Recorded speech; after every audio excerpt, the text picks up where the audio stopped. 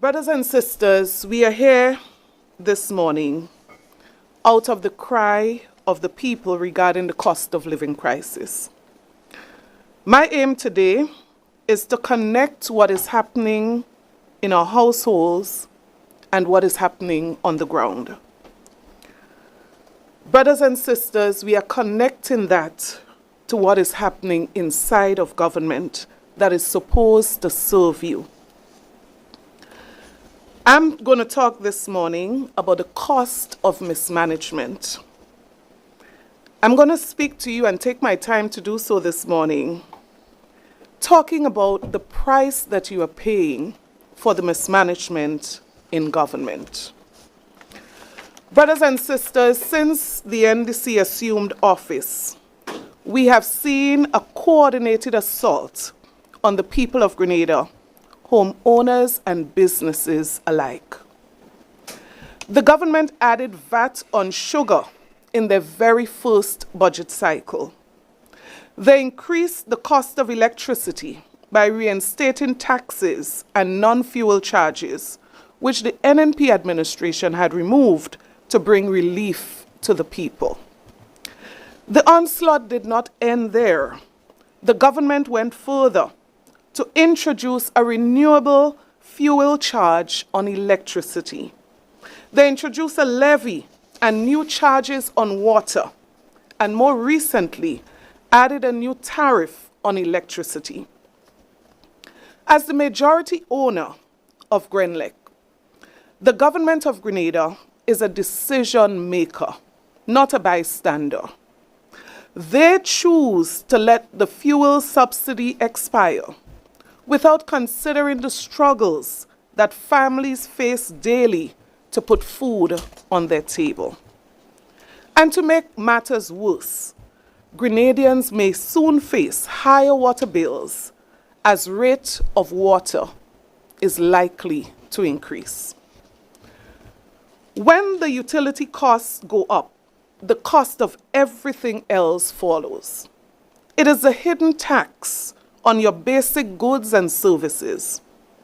By refusing to manage these core utility costs, the government has triggered a domino effect that is making life unaffordable for the average Grenadian. People throughout the length and breadth of Grenada are paying the cost of this government's mismanagement.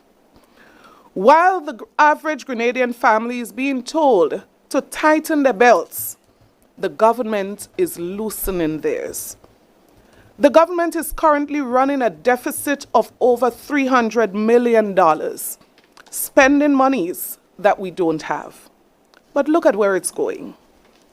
While all this pressure is being placed on the people, government ministers took a 150% salary increase, giving workers 12%. They intentionally adjusted the fiscal responsibility rules to cater for themselves. With a deficit of over $300 million, the government sees it fit to procure new vehicles for members of parliament and even luxury vehicles for some government officials. Can we afford the additional maintenance cost of these vehicles and the additional monthly fuel cost capped at the lower end at $72,000 per year just for government ministers? While they buy new vehicles with free fuel, they increase license fees for vehicle owners on the road, a maintenance charge. Look at the conditions of our roads. Vehicle owners are already struggling with the increased maintenance cost they are forced to pay. So yes, we know that there is imported inflation and that cost of living is increasing throughout the world. We know that.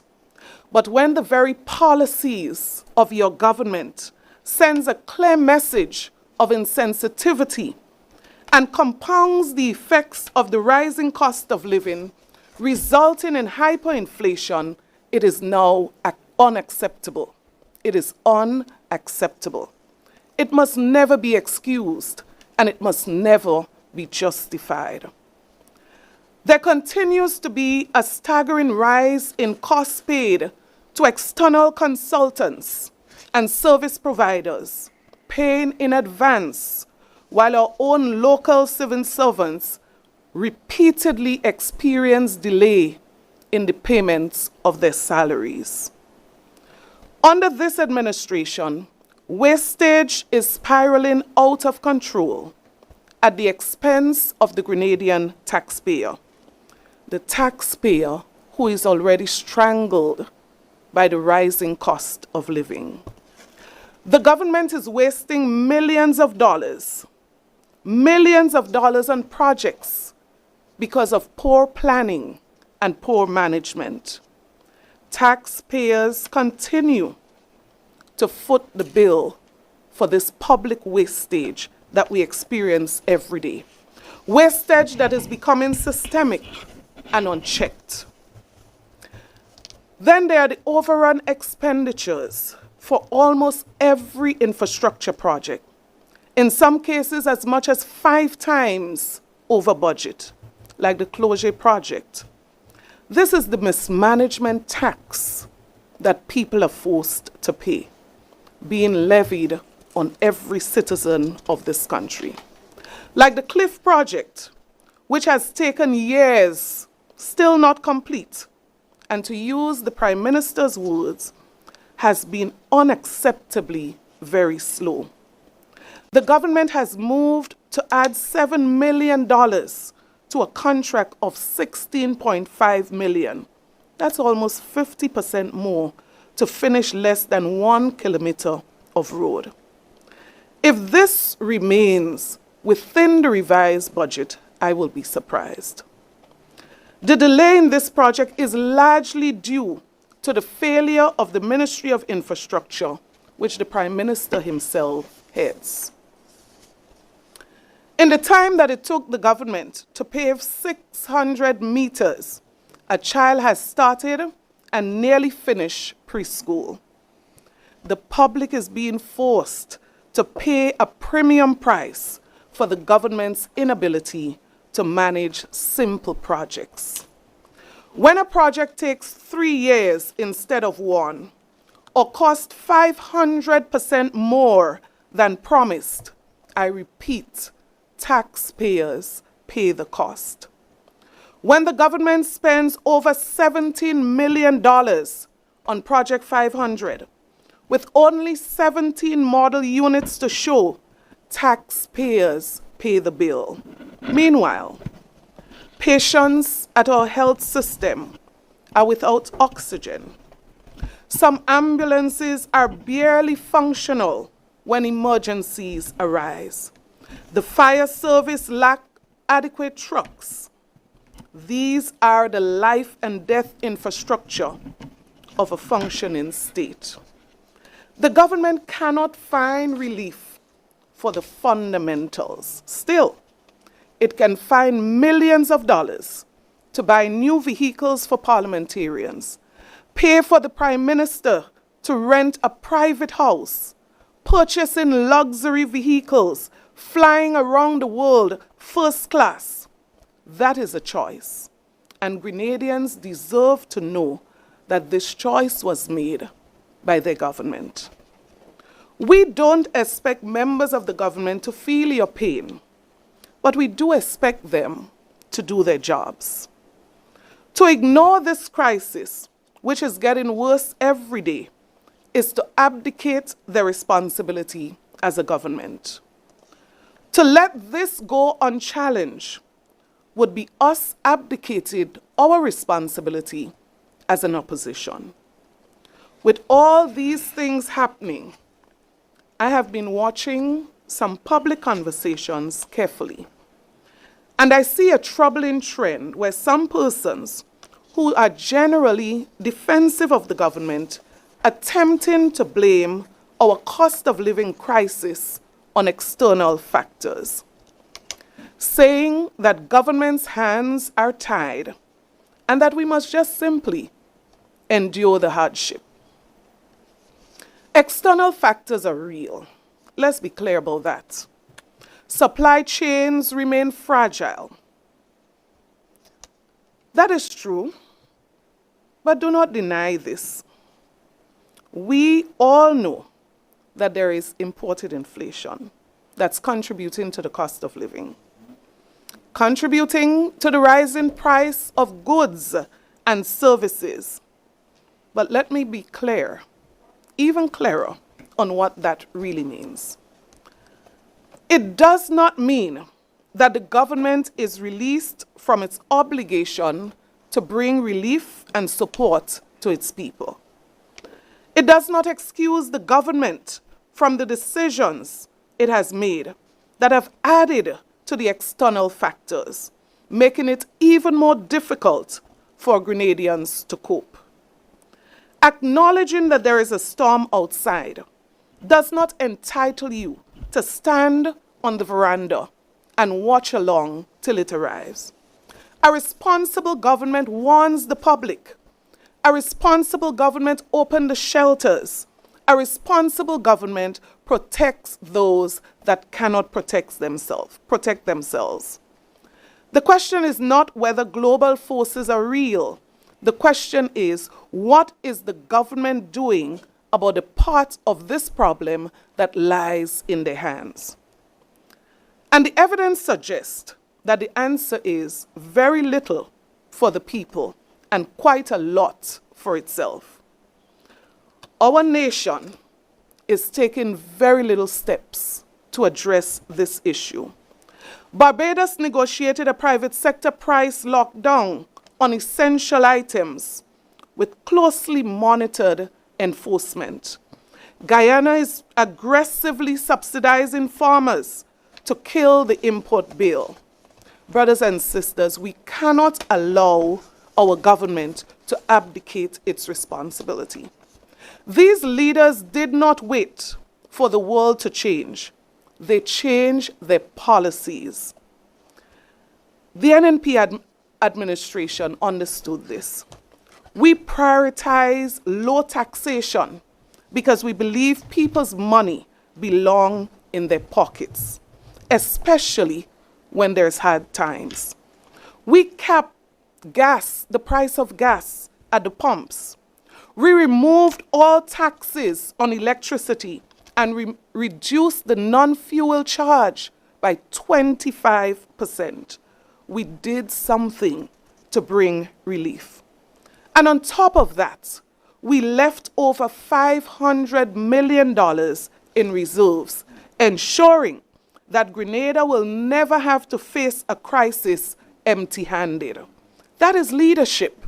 That is leadership. What is the government doing in a serious way to bring relief for the people? So when we challenge the government, we aren't asking for impossibilities. We are asking the government to do the part that is in their hand. We are therefore demanding of the government, 1, review and expand the price control list for essential food items. Remove VAT on sugar.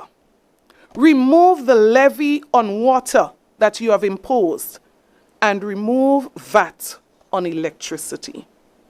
None of these solutions are global.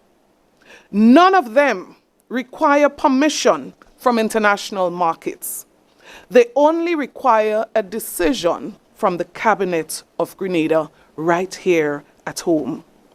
These simple actions can help bring relief to those who are struggling to cope. Our leaders are capable of doing more, and our people deserve better. I say to you this morning, members of the media, the listening public, when the new National Party returns to office, we would take immediate aggressive approach to reducing the cost of living. We will manage the economy with discipline. We will manage the national debt burden, ensuring that our state lives within its means, just as the people are forced to do at home. We will restore the NNP's legacy of low taxation, returning people's monies to their pockets. We will roll out more details in the coming weeks on the aggressive approach that we will take to reduce the cost of living when we return to office. Thank you. Hello and hello again, ladies and gentlemen. It is always a pleasure for me to meet and greet like this. This is another of our meetings throughout Grenada, Carriacou, and Petit Martinique, referred to as NNP Connects. We are trying to connect with you and you with us. Let me say welcome to all those who are here, especially those who are listening to us online, because this meeting is being transmitted live, not only to Grenada, Carriacou, and Petit Martinique, but throughout the region and internationally. Let me say a very special welcome to the lady of the event, our candidate for the constituency of St. David, Ms. Nolan Thompson.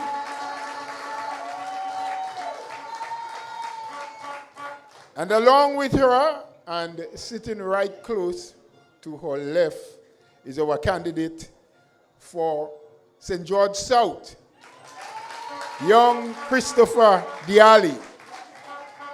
And if you just look to the other side, we have another candidate here. A neighbor of yours, the candidate for Southeast St. George, Brother Dwight Horsford. And sitting towards his right, a man that is no longer in the front line, but not forgotten. Your most recent NNP, your most recent NNP MP for the constituency. Let's give it up for Mr. Oliver Joseph, who is here with us. Of course, en route, we still have our political leader, who would arrive not too long from now. So welcome, everyone. We have been making that route throughout the country. We will continue. Next Wednesday, we are in Boca Secondary, St. George, Northeast. Right? So we keep moving. But as per usual, in the House of the New National Party, we believe that we must reverence God first in everything that we do, and then the rest comes after. And to acknowledge his presence among us tonight, I call on no other but Pastor Casimir Williams to please. Thomas, sorry. I have a Williams on my book, so I'm sorry that I'm mixing up. Thomas, Pastor Casimir Thomas. Sorry. All right, so let us stand as we honor the Lord tonight. For me tonight is not calling the radio station, but is on calling on God. Amen? Let us pray. Father, we are so thankful to you for your goodness. Thank you for being our master, our God, our sovereign King of kings and Lord of lords.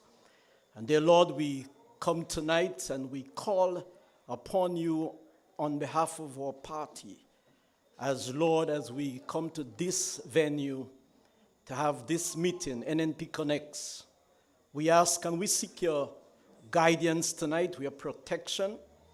We thank you, that God, that you're always on time, and we know that we can trust you. We know where we cannot go, prayer could go there, and that you uncover all the secret of mankind. Things that are just and things that are unjust. You know everything about it. And so, Father, we thank you that we can rely upon you, depend and trust you in everything. We pray especially for our nation tonight. We pray for our country. We ask that you would so strengthen the minds of our people. We know that sometimes they're in deep confusion. They're confused as to where to turn to. I pray, Lord, that they would turn always unto you, the eternal God and Father. We pray, Father, for our Prime Minister, that you would wake him up, that you'd give him wisdom as he guides this nation. We ask for your courage that, Father, even as we, some would not support him politically, but would love him and encourage him to do well, that when he does well, our country indeed will benefit. We thank you for political leader, the entire team of the New National Party. We ask, our Father, that you would guide her in a very special way. We thank you for all the team players. We thank you for our very own Sister Nolan Thompson. We ask that you would strengthen her, the team that has been elected to support her in this venture, that you would strengthen them as well. Give us truthfulness, honesty, give us pride as we do what we do according to your will. We give you praise, we give you honor. We pray for the moderator tonight and every aspect connected to this meeting tonight. Most of all, we trust you that you would bring us back to our various homes safely. We give you honor, glory. We give you praise in Jesus' name. Amen. Thank you. And we thank you, Pastor Thomas, but we still stand because after God, we like to put country. And now I have to call on the Williams, which I was mixing up. Miss Julia Williams, she will lead us in the national anthem. We'll sing along with her.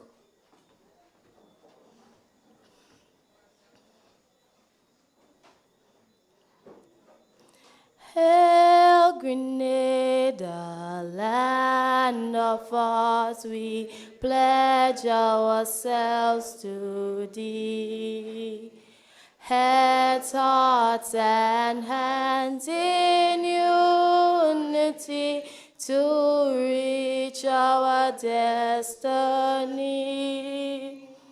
Ever conscious of God, being proud of our heritage,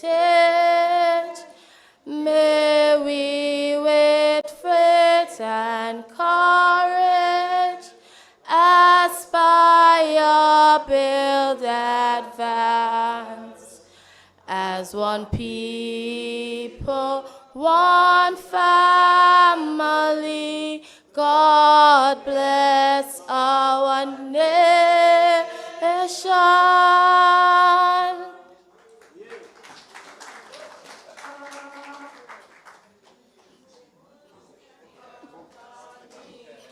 Working for my party, faithful I will be. I will fight with all my might, working for the NNP. So you can count on me, working for my party, faithful I will be. I will fight with all my might, working for the NNP.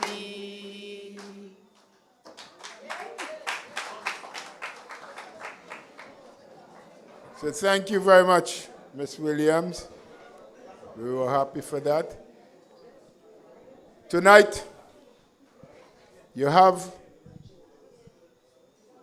some speakers among us tonight, like every other night, that we have this NNP Connect meeting to speak on various issues and to remind you of some of the things that are not happening or those that are happening but not in the proper manner.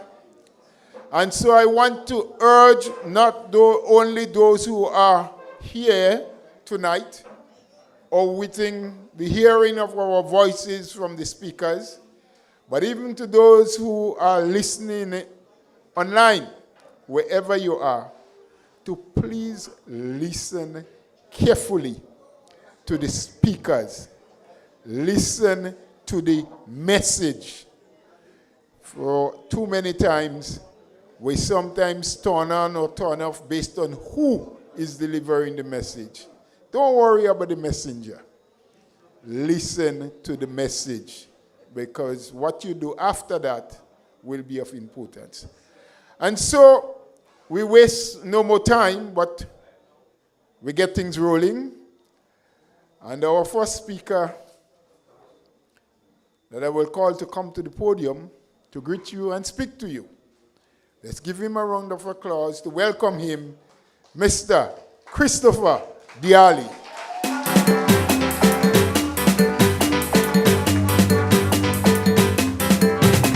The house solid and the pillars strong. Don't stop the progress. We moving on. The house solid and the pillars strong. Don't stop the progress. Take a good look around. Good evening, my St. David's family. My brothers and sisters. Whether you are sitting at home on your phone, on your iPad, watching at your bed, I would like to tell you all good evening, good night, and welcome. Thank you for tuning in. This is a monumental moment for our country, Grenada.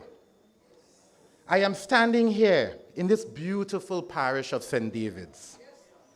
It is a place defined by its people. It is defined by love. And you cannot get a better candidate than Sister Nolene Thompson.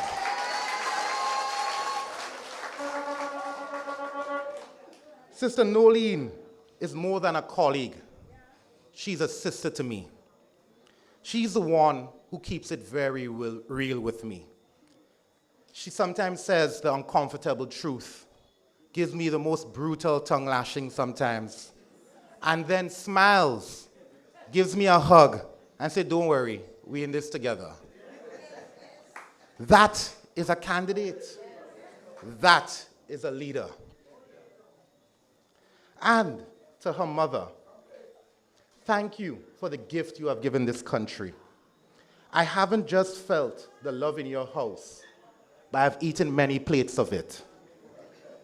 Sheil, I would like to say that in the NNP, we aren't just a political party. We are a family. We argue, we fight, but love is our North Star. Love of family, love of country, love of God, and love for every single Grenadian in this country. That is the DNA of the new National Party. I am honored not just to hold onto that legacy, but I want to lift it up for a new generation of Grenadians to stand tall under this umbrella of the new National Party. Our youth are not looking for less. They are really not looking for less. They aren't fooled by AI-generated images of future plans that never leave a computer screen. This is a generation that has survived global recessions, hurricanes, pandemics, and they are entering a world. And I heard a very painful story. I was listening and I was hearing Citizen Rollo, as we all know. He was lamenting. Almost, to me, it was a situation that really tugged on my heartstrings. In the Lackalome area, imagine living on a property for 16 years. 16 years. Only to be told after the fact that you may have to be put out later on, that you may be able to lose out. How heartless is that? How can a government claim to be for the people when they aren't even fighting for the people's right to a roof over their heads? Where is the vision? Where are the public-private partnerships to build starter homes for our youth?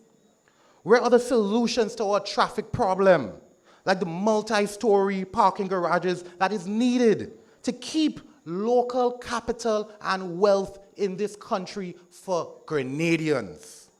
in Grenadian pockets. You aren't hearing about those plans, are you? You're simply not. Because they simply do not have a clue. They give you excuses. They talk about geopolitics, about a global landscape, and all these other excuses.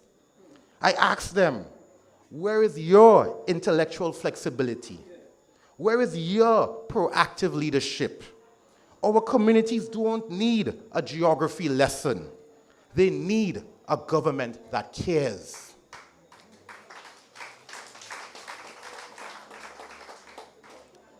In the South, where I'm from, I see the same missed opportunities that plague our country nationally. I see the pain in every parent's eye. I see when they have to tell their children we have to turn off the lights tonight extra early because the income stayed the same while the cost of living soared.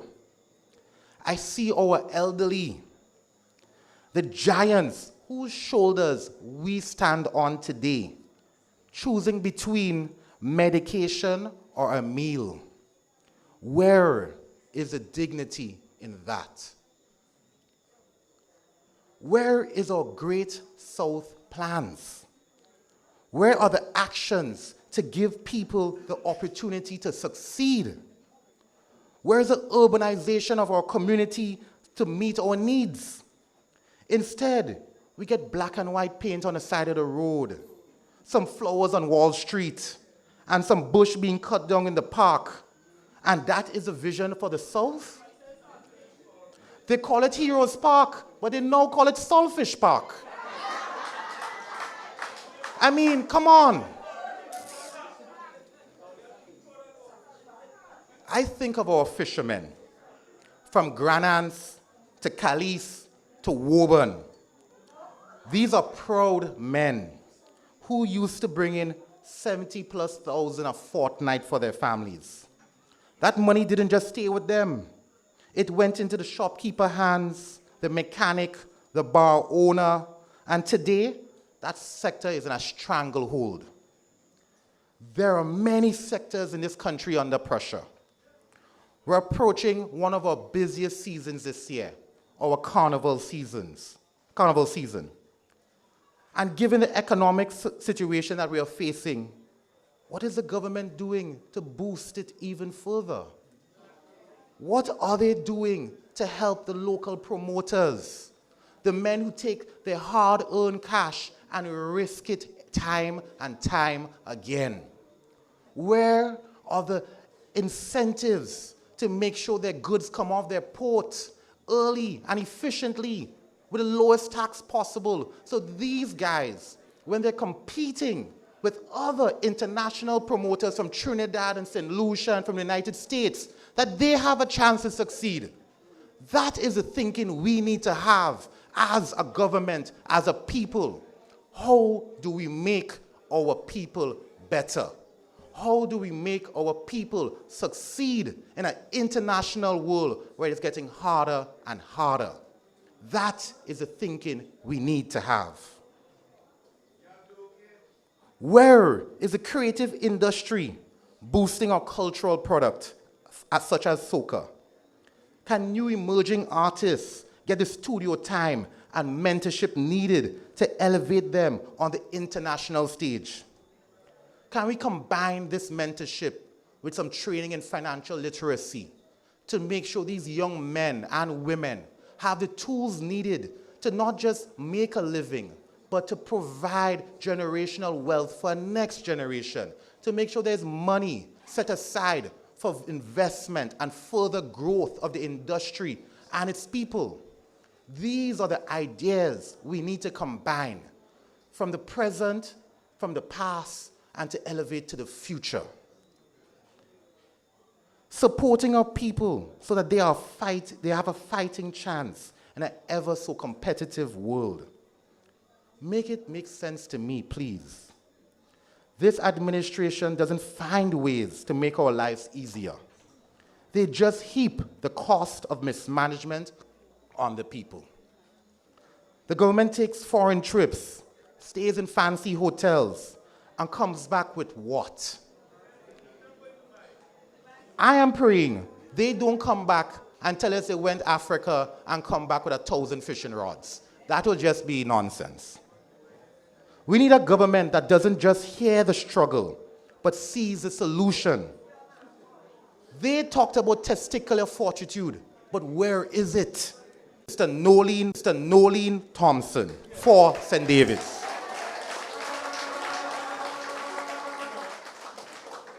So this current representative can catch his next flight because that is what he likes to do.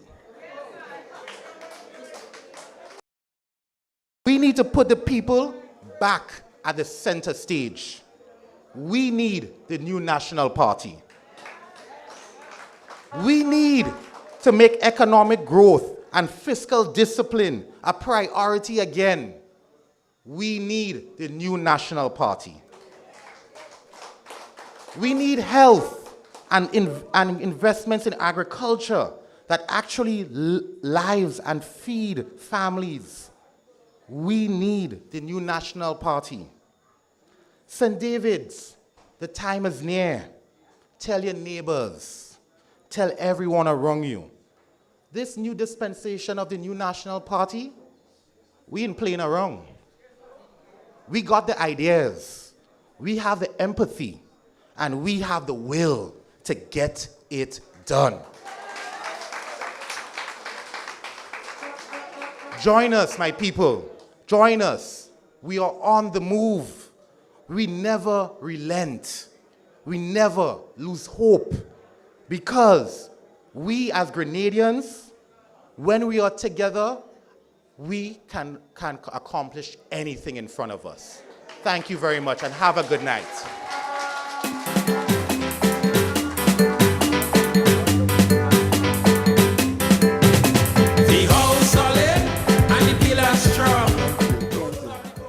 Thank you, Mr. DJ. That was Christopher Diali.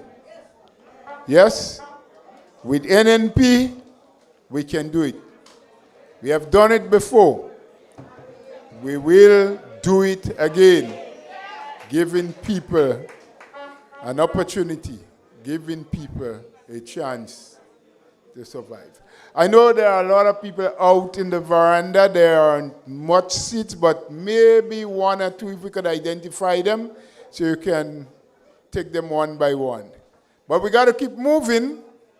Time is going. And I want to bring another brother to speak to you. He won't be very long. He's a gentleman that has quite a lot to do. So, he has been in the politics of this country for quite a while. It is his first opportunity as a candidate. And we know with the support of the people all over Grenada, because he's well known there, but especially the people in Southeast St. George, lift your hearts and your hands and welcome Brother Dwight Oxford to speak to us. Beyond the move and ain't nobody could stop us now. Beyond the move and ain't nobody could stop us now. Beyond the move and ain't nobody could stop us now. Dandea. Sing, sing, sing. Dandea. Sing, sing, sing. Dandea. Dandea. Everybody needs somebody. Oh yeah. Yes, we know. Oh yeah. You need me and I need you. Oh yeah. The feeling we show. Although always I stay good. That's right. Getting in our way. The one we can move on. The one we see our way. Show them. Show them. Show them. Show them. Show them. Thank you. Thank you, my sisters and brothers. The DJ, thank you. The time is short. Good evening, my dear friends, sisters and brothers. Love in the house. Love in the house. Love is indeed in the house of the New National Party. My friends, I want to take the opportunity now to first and foremost recognize my good brother, Master of Ceremonies, Brother Bola. You notice we have the same shirt.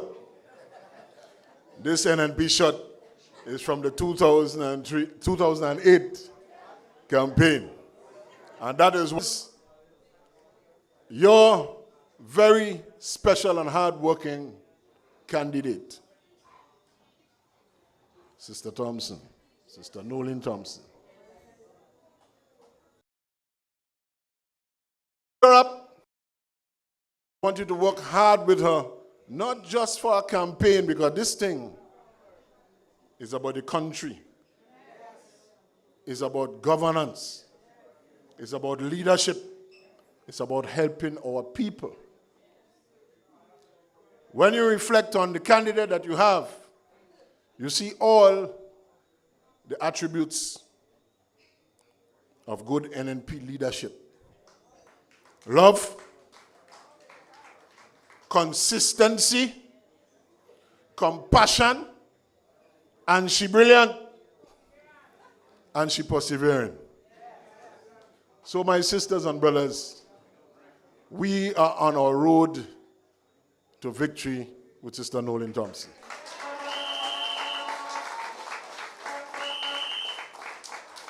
Now there are a few speakers, and I don't want to take the win out their sail, but there are a few things I want to highlight to you, a few things I want to mention. Now these are very serious times, and we have to take the challenges that the country faces very seriously. But we must never forget that we are all Grenadians. We don't have to follow the Dubai Limers and say that you have to know who is your people so that you could get and who don't get it. That is not the NNP way, sisters and brothers. The challenges are indeed serious. Many of us are feeling it firsthand, especially when you're going to shop or in a supermarket.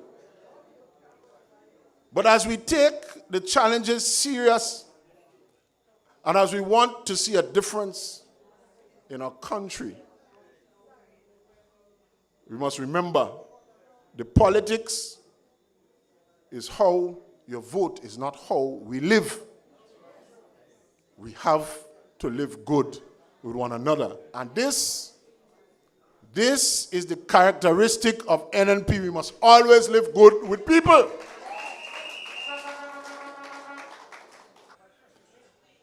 And that storm tells us that there is a looming conflict that can put the whole world in tension and strife. See what is developing in the Middle East. And even though it is thousands of miles away from us, we must be conscious and we must be watchful, because it can and will affect us. In so many ways it will affect us. In the fuel prices, a rise in fuel prices means rise in the cost of foodstuff. It means things are getting more expensive. And Sister Thompson is in the tourism business. It means that the tourism industry is vulnerable. And so why is this important, sisters and brothers? What that had to do with government? Well, you need a government that understands those issues and understands the external shocks and knows how to put together a contingency plan to protect and safeguard our people. And there is only one party that has demonstrated on historical record in this country, when there are all sorts of crises in the world, one party has demonstrated that they could keep ship Grenada sailing steady in the storm, and that is the new National Party.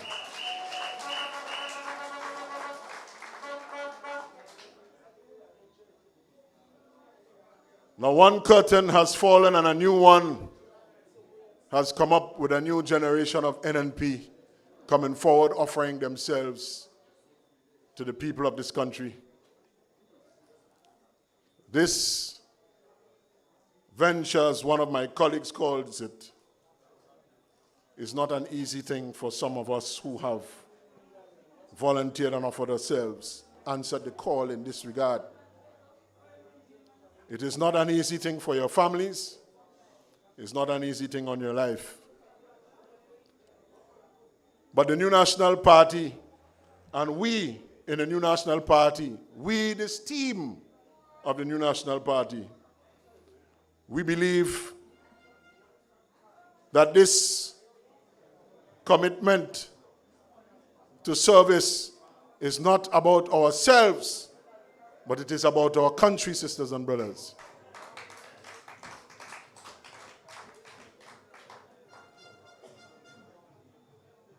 This is not about reels and posing in meetings and flights to Africa. This is about the hard business of government doing the work of the people. This is about commitment. This is about compassion. This is about dedication to you, my sisters and brothers, to you, the people of Grenada, Carriacou, and Petit Martinique.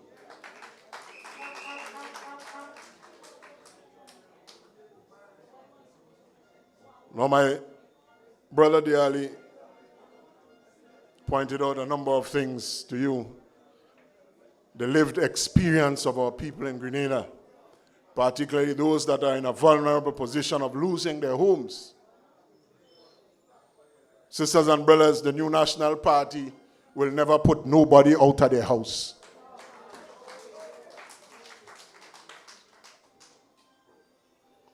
We don't put people out of their homes, sisters and brothers. We are a party of compassion. We are a party that loves people. And you could see that among all of us inside here.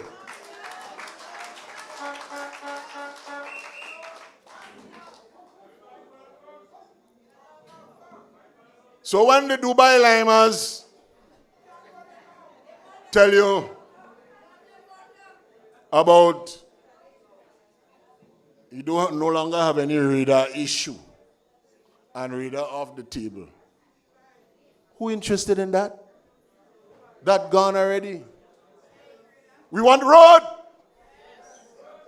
We want good health care. We want the cost of living come down. Do something. That is what we want to hear about.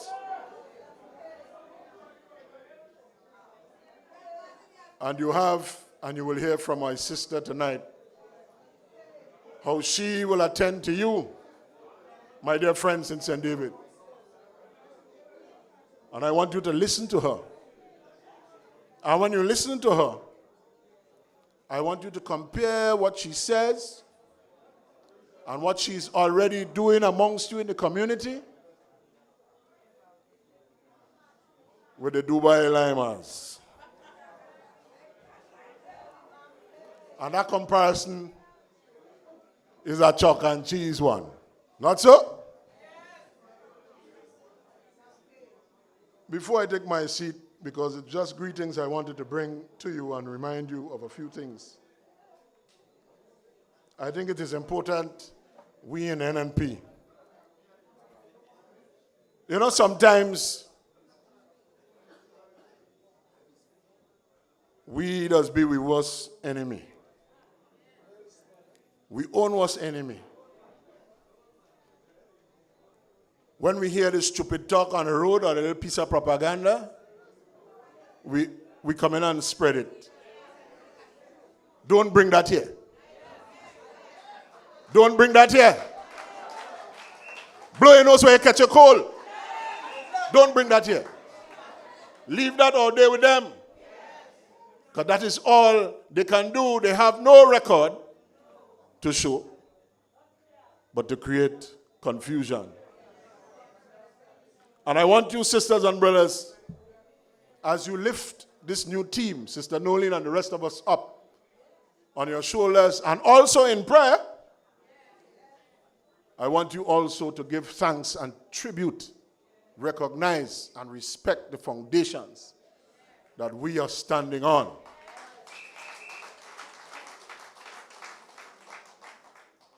Sister Nolene and I and the rest of us, we are standing on the shoulders of my good brother here. We're standing on the shoulders of Brother Oliver Joseph. And we pay tribute to him. We are standing on the shoulders of Brother Gregory Byrne. And we pay great tribute to him as he continues to lift us up and to help us, to guide us. We are standing on the shoulders, my friends, of the legend, the Right Honorable Dr. Keith Mitchell. So you see, whereas we are coming in with some guidance, the Dubai Limers and have no guidance. They have no compass. All they have is PR spin.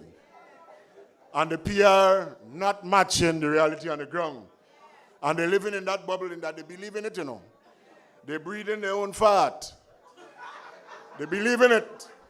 They ain't even seeing the big disconnect with the people on the ground. But that is not the NNP, sisters and brothers. Because if God be with you, who can be against you? If God be with us in the new national party, who can be against us?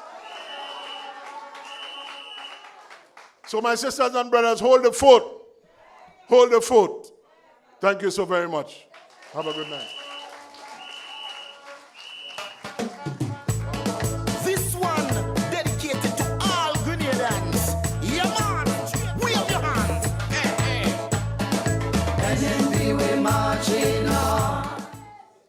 We want to thank Brother Dwight, and as I've said in the beginning, let us forget about the messenger. Listen to the message. Very fundamental things were said. Look at what is happening. We see a lot, as he said on TV, PR stunt. The amount of things that are happening in agriculture, only in Pitia. Talk to the farmers. Talk to the real people. Talk to the fishermen. And they will tell you. I just want to recognize the presence of the parliamentary rep, my own parliamentary rep from St. Andrews Northeast, Sister Kate Skeeter Lewis. And as you gave her a warm welcome, there's a gentleman here that cannot be missed. He shines. You see him from a mile away. He represents purity. He's a gentleman that has worked extremely hard and made a lot of sacrifice for this country. Some of us are probably a little too young to understand what he did, how much he would have done in time of crisis. A two-time winner and parliamentarian, minister, and at one time served in the position of, at those times, it was Her Majesty's opposition. But he's here to speak to us about reality, the reality of what's happening in our country tonight. And St. David's, I say to lift your voices, clap your hands, as an invite a friend and a colleague of the new National Party, Brother Baptiste. All Grenadians. Yeah, man. Wave your hands. NNP, we're marching on to victory.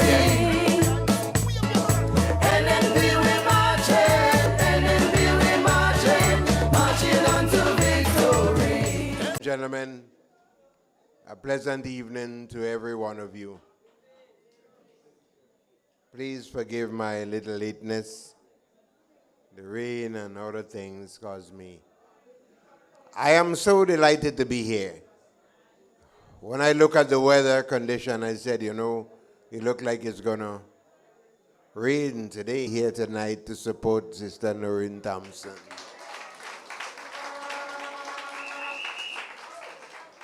St. David's, let me remind you, the last time you elected a progressive woman from St. David's was the late Cynthia Gary. Let's elect Sister Noreen Thompson tonight. Let us elect her. She have all the attributes of the late Cynthia Gary.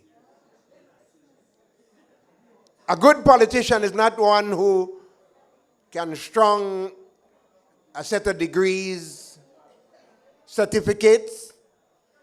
The qualification to be a good politician and a good parliamentary representative, you must love people.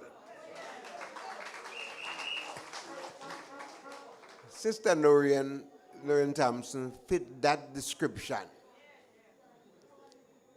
She will make a difference in the lives of everybody.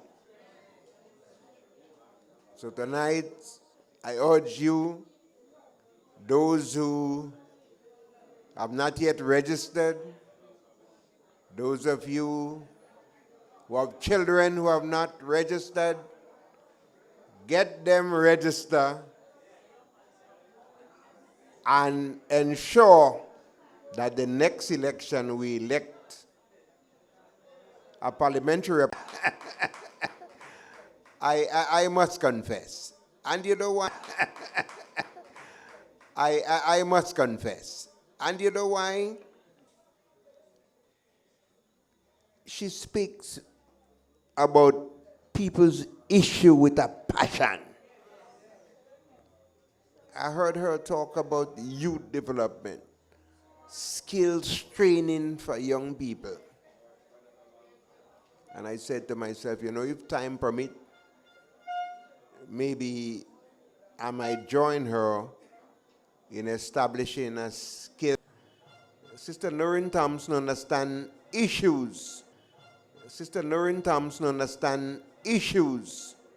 Understand what's going on in St. David's. She will be a wonderful, wonderful parliamentary representative for you, the people.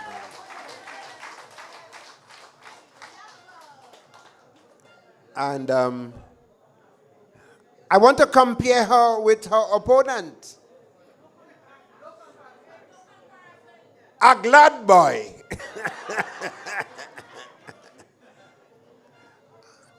A man who is using his position not to help people, but to showcase himself around the Caribbean. You, the people of St. David's, voted for Deacon Mitchell. Well, the people of St. David's. The majority of the people of St. David's. Because we believe in the Westminster-style democracy. But you know, on every issues affecting Grenada, he never one day come to you, the people of St. David's, and talk to you about the problem affecting Grenada. Did he come here and talk about the United States request to install a radar here? Did he come to St. David's? Did he come here to talk to you about bringing in nurses from Ghana? I didn't hear that. He didn't come. Huh? Did he come here to talk to you about he hugging up Modera while the United States was looking for Modera?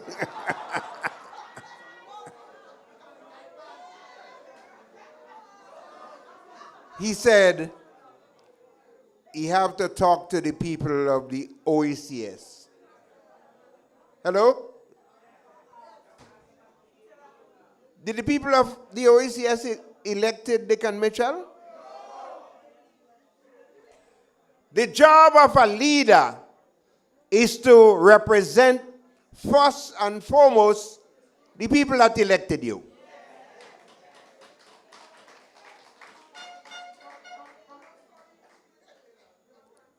He had a guy in St. Vincent as his trusted advisor. The people of St. Vincent say none of that, they vote him out. And I'm expecting you, the people of St. David's and Grenada, to vote him out the way you vote out the guy in St. Vincent.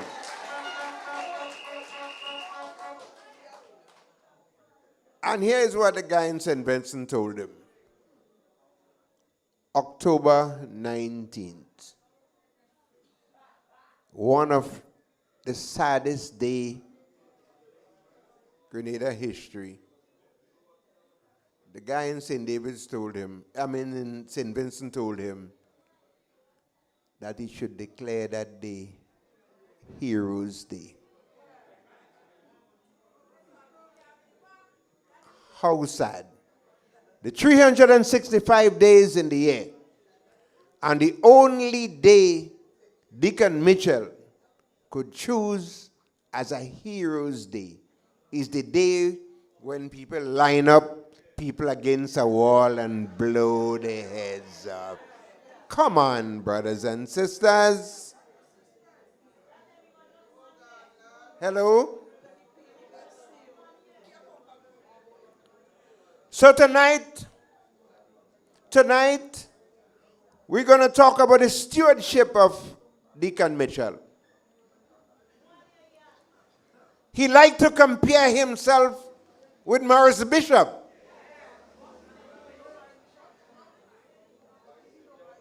And he said some time ago, you must take out your light and shine in honor of Bishop, because Bishop left us a free Grenada. That was a lie. On October 19th, when Morris Bishop was killed, Grenada was in a state of war with the United States of America.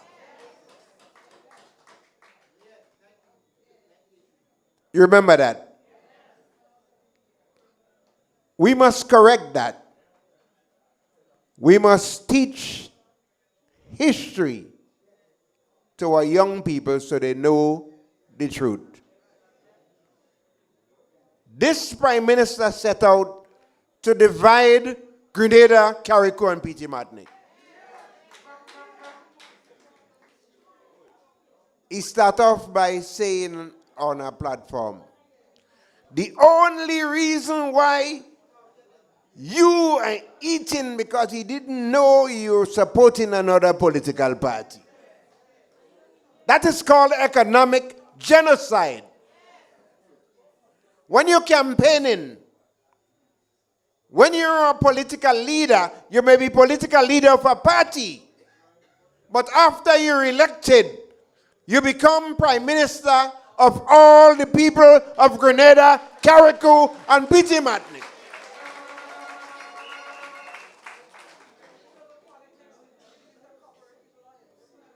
You notice today, crime is on the upsurge in Grenada.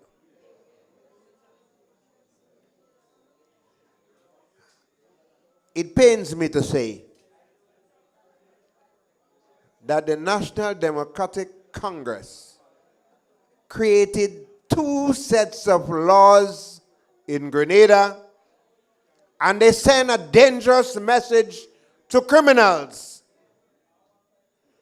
that if you're a Kakabawi, there's a law for you, but if you belong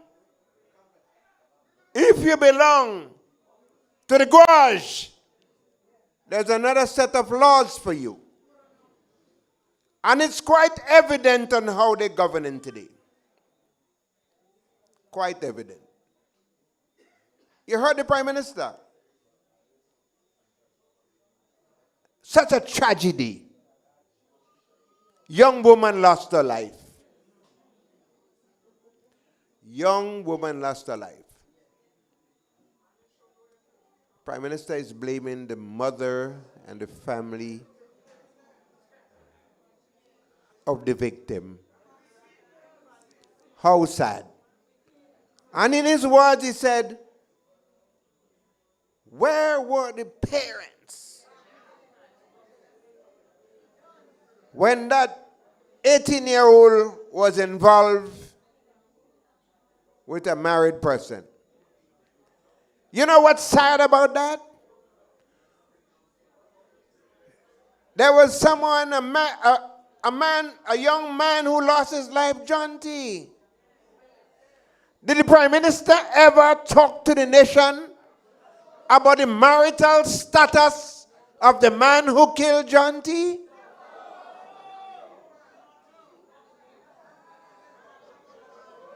So sad. So sad that the Prime Minister is blaming the parents. And I want you to lend me your ears, please, if you can. Not long ago in our parliament, the Prime Minister is proposing a law that would give a 12-year-old child responsibility over her protective system. And if you don't understand that, it simply means that you as parents, fellow Grenadians at home, and those of you in the diaspora, the Prime Minister was proposing that a 12-year-old child can go into a medical facility and terminate a pregnancy without you, the parents, knowing what happened. She don't have to tell you. So here you have, and you know sometimes we say, mouth open, words jump out. So a 12-year-old can make decisions, but an 18-year-old who's making a decision in a consensual relationship is blaming the parents. And I say here tonight, it didn't matter whether the monster was married, whether he is single. A monster is a monster. And we should never blame parents. Because sometimes you the parents, we the parents, I may say, because I do have young children, sometimes we are the last to know. And we must show sympathy and support. But let us look at the present situation in Grenada. Our economic situation. Across the length and breadth of Grenada, you can hear people crying out, things are slow. And the only people who are rejoicing and saying things happening is members of the National Democratic Congress.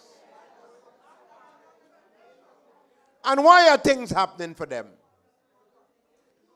Before they got into office, before they sat down and even look at the job ahead of them, they took 2 huge salary increases. Civil servants, please take note. you have to go through a performance appraisal before government will give you a 2%. Did Prime Minister Deacon Mitchell and his team go through performance appraisal before they raised their salary twice? Brothers and sisters, Grenada today is at a crisis. This present NDC administration does not have a clue as how to solve Grenada problem. Cost of living. The only way we can solve the cost of living crisis is to reduce on the taxes of basic commodities that our poor people using. Can the NDC seriously talk about cost of living reduction when they themselves created the high cost of living for you, the ordinary people? Sometimes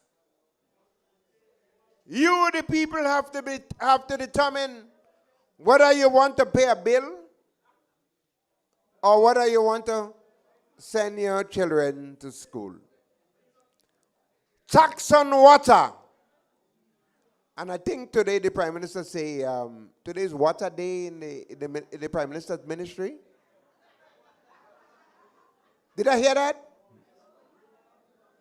But Water Day means for you, the people, a day when you have to be careful as to how much water you use.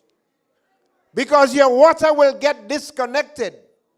And when your water gets disconnected, you have to pay more in the service charge than what the actual bill is.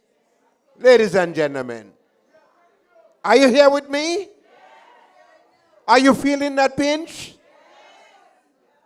Have any one of you here tonight water been disconnected for under $100 and then you have to pay $320 to get the water turned on?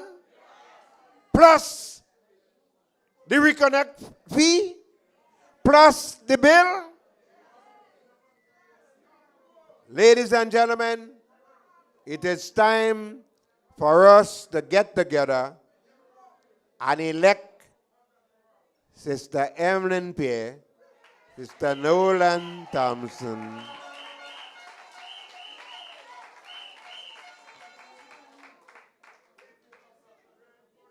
Let's not stop here. Let's take a few minutes on our Prime Minister, Deacon Mitchell. We had a Hurricane Beryl. Millions of dollars from CREF was paid to the government of Grenada. You know what he did? He made Andy Williams the de facto Minister of Finance. Now today, we are witnessing, we are experiencing the problems from making Andy Williams Minister of Finance. Millions of dollars were spent from CREF money. And today, ladies and gentlemen, there's people in Carriacou, still on the tarpaulin, people in St. Patrick's, still on the tarpaulin. And he fired Andy Williams in his own way. You notice now he don't making him he don't making him acting Prime Minister anymore. He take another one in St. Andrews. Lennox Andrews. And you know, I must admit, Lennox Andrews used to be a good friend of mine. And he was a very, very nice gentleman. until he associate himself with the NDC. And he catch the NDC cuss. He lying. He running. He telling you all kind of stories. He's Minister of Fisheries. And I was coming in and I heard Brother Diali talking about the fishing industry. And it's rather sad. $50 million in export earning. All of that disappear. All because of the negligence, not just of Lennox Andrews, the Prime Minister. That fishing industry, that fishing ban, it had a lot to do with the Prime Minister. The Prime Minister was never in the country. And today as we stand here, we still under the ban. The Prime Minister was on GBN and he said the ban will end at the end of January. This is the end of February. You see, brothers and sisters, you elected a man that wants to solve all problems in the world. He wants to help the Venezuelan people. Today, the Venezuelan people are quite happy. You don't see no demonstration in Venezuela. He criticized the Prime Minister of Trinidad and Tobago. Today, Trinidadians can go to the U.S. Embassy and without hesitation, Trinidadians could enter the United States without a problem. We as Grenadians, we face a travel restrictions. We face a travel ban, travel advisory warning. We face problems with the Postal Corporation. And we can ship fish to the United States of America. And he's in CARICOM criticizing America and Trinidad. Trinidad today is better off than Grenada. Next week, the Trinidadian Prime Minister is heading to Washington to meet with the U.S. officials to discuss benefits for the people of Trinidad and Tobago. I want to advise the Prime Minister. He must go online and look at an old Broadway play. And the play is Your Hands Too Short to Box with God. We don't have to like Donald Trump, but we have to bat in our crease because we depend on America for our survival, our fishing, our tourism.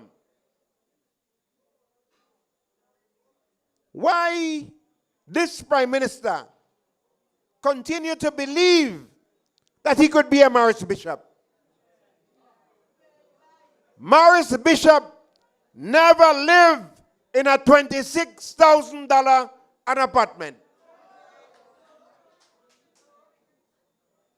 Morris Bishop loved the women.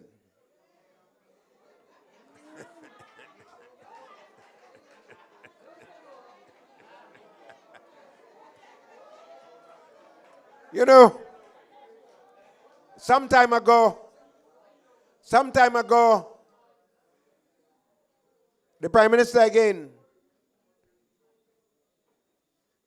there were unsafe, unstable explosives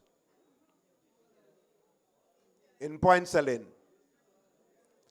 And while he away in Africa, Andy Williams may have called him and advised him and then say, well, let it destroy it.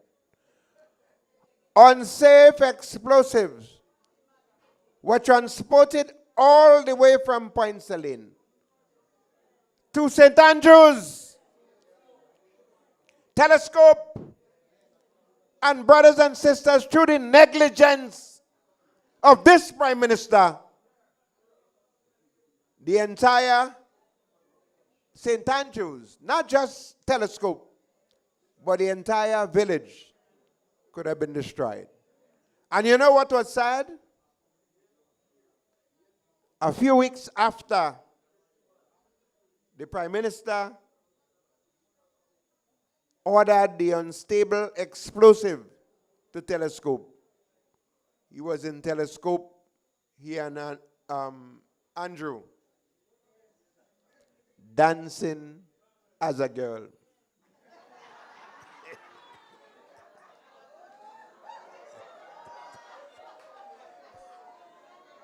Skanking. No, I didn't say the Prime Minister as a girl, and I say he was dancing as a girl. So, brothers and sisters, I want to say to you tonight, we have to resurrect agriculture. We have to make Grenada nice again.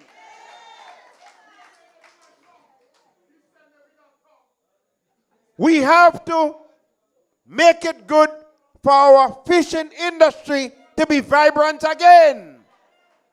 And we could only do so when you vote out Deacon Mitchell and the Glad Boys, and you elect a group of people that can send a team to Washington. Grenada problem cannot be solved by Deacon Mitchell and his group.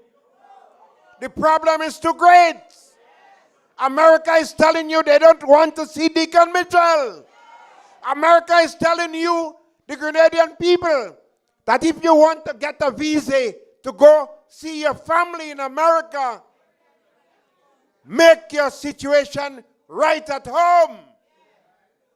Vote out Deacon Mitchell and the Glad Boys. You know, I don't know whether that's get them, you know. They have one in St. Andrews Northeast. They have one in St. Andrews. I don't know where that's come from, you know. They have a NDC one in St. Andrews Northeast.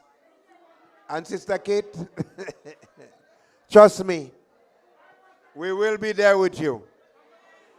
That imposter in St. Andrews Northeast, she don't want to serve in government.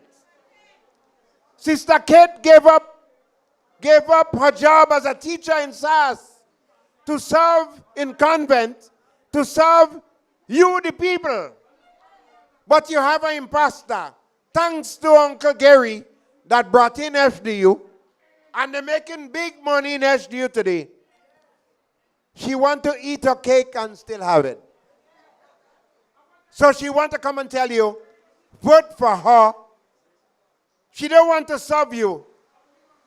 So what's the point? And when the team in St. Andrews is ready, we will be there because we have to ensure that the 4 seats in St. Andrews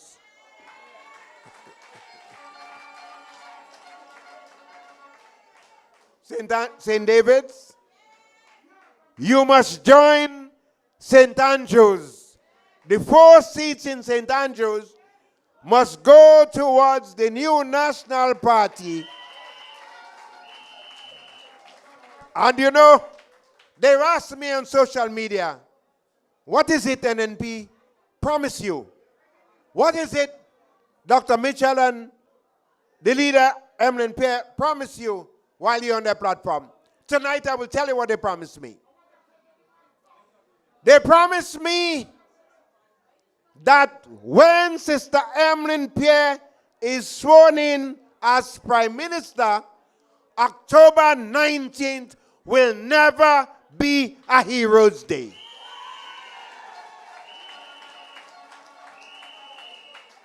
They promised me that the very day Sister Noreen Thompson, Sister Kate Lewis, and Sister Emmeline Pierre sworn in, they will remove that heartless tax on water.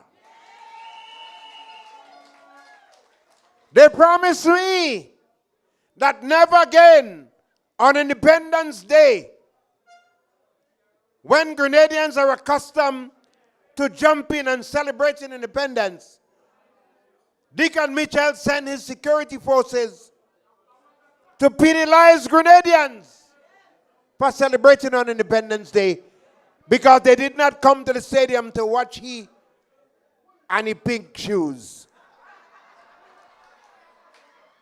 So with all of these promises, I will ensure that if you need my voice across Grenada, Carriacou, and Petit Martinique to ensure that we rid Grenada of Deacon Mitchell and his glad boys, I will be there with you. Thank you so much. This one dedicated to all Grenadians. Yeah, man. Wave your hands. NNP, we marching on. We want to thank Brother Baptiste. But as you clap for him and all the many good things he told you, let's keep our clapping going on. Please, let's hear it one more time for Brother Baptiste. And Mr. DJ, let me get them appropriate music right now, right this moment. Put on the music appropriately so. As we welcome our political leader.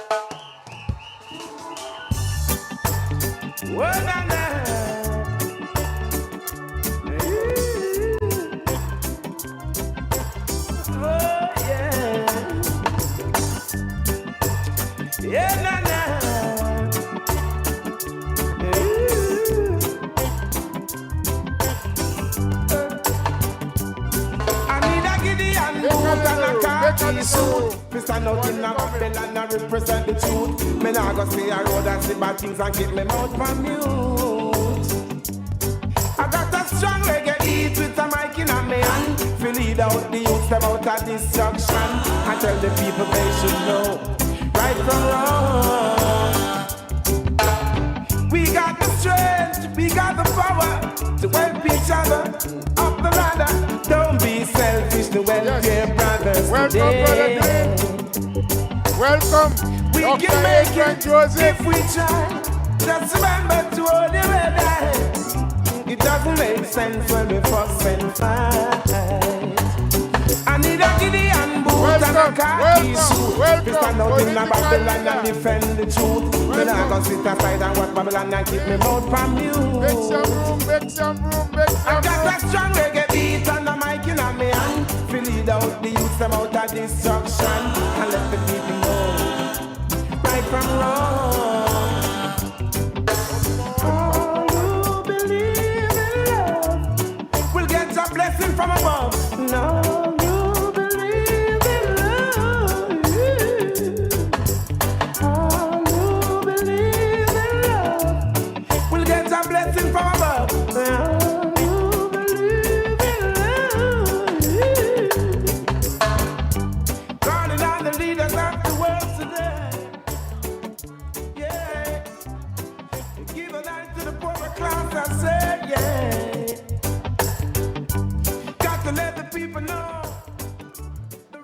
Yes, the meeting must go on. NNP Connect.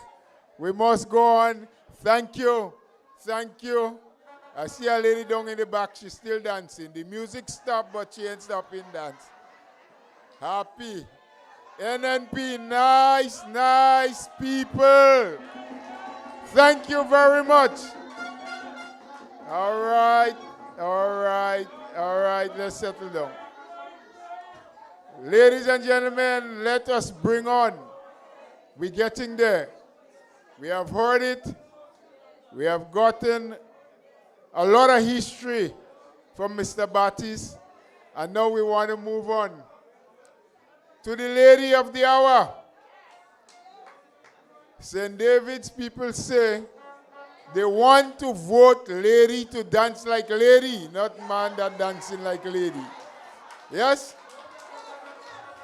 So please, let us welcome. She is a phenomenal woman, a businesswoman, a mother, a wife with a big, the house is our symbol, but her heart is so big that I think it covers all the heart that NDC has.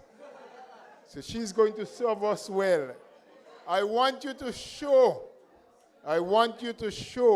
ladies and gentlemen, some appreciation to our sister, our candidate for St. David, Sister Nolan Thompson. Wanting this for a while, deal with them in a style.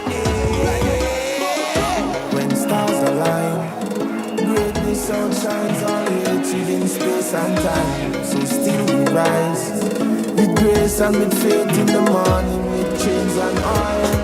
I am a backpack and I'm ready. Rubbing the backpack and I'm ready. Done laughing already with the backpack and the empty owner. They go out to the job, grab and pay. I'm fresh like today. Thank you.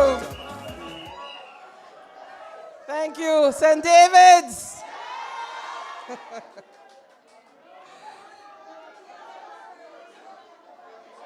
Our political leader, Honorable NNP, my colleague, candidates who's here tonight, members of the executive, and I want to give a shout out to Mr. Oliver Joseph for coming tonight to support me, guys.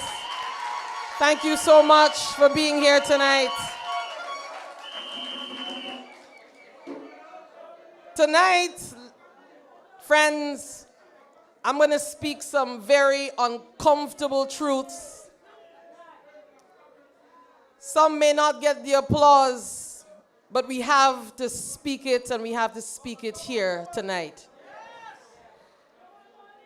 I'm standing here in Corinth, but I want you to know that this conversation is bigger than Corinth.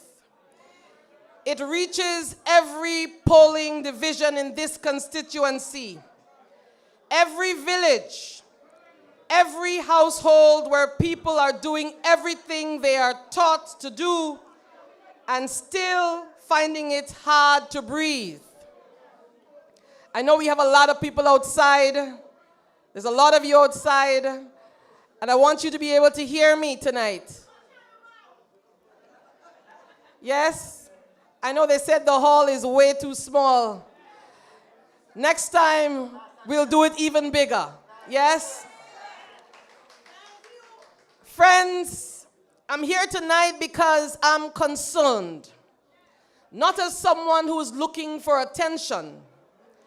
I'm concerned as a representative of this constituency. And I'm concerned as a Grenadian who loves this country enough to tell the truth about what we're living through and to insist that it does not have to be this way. Because there are moments in a nation's life when silence becomes too expensive, when pretending becomes too dangerous, when leadership has to speak plainly, not to divide people, but to bring people back together around what matters: work, dignity, opportunity, and fairness.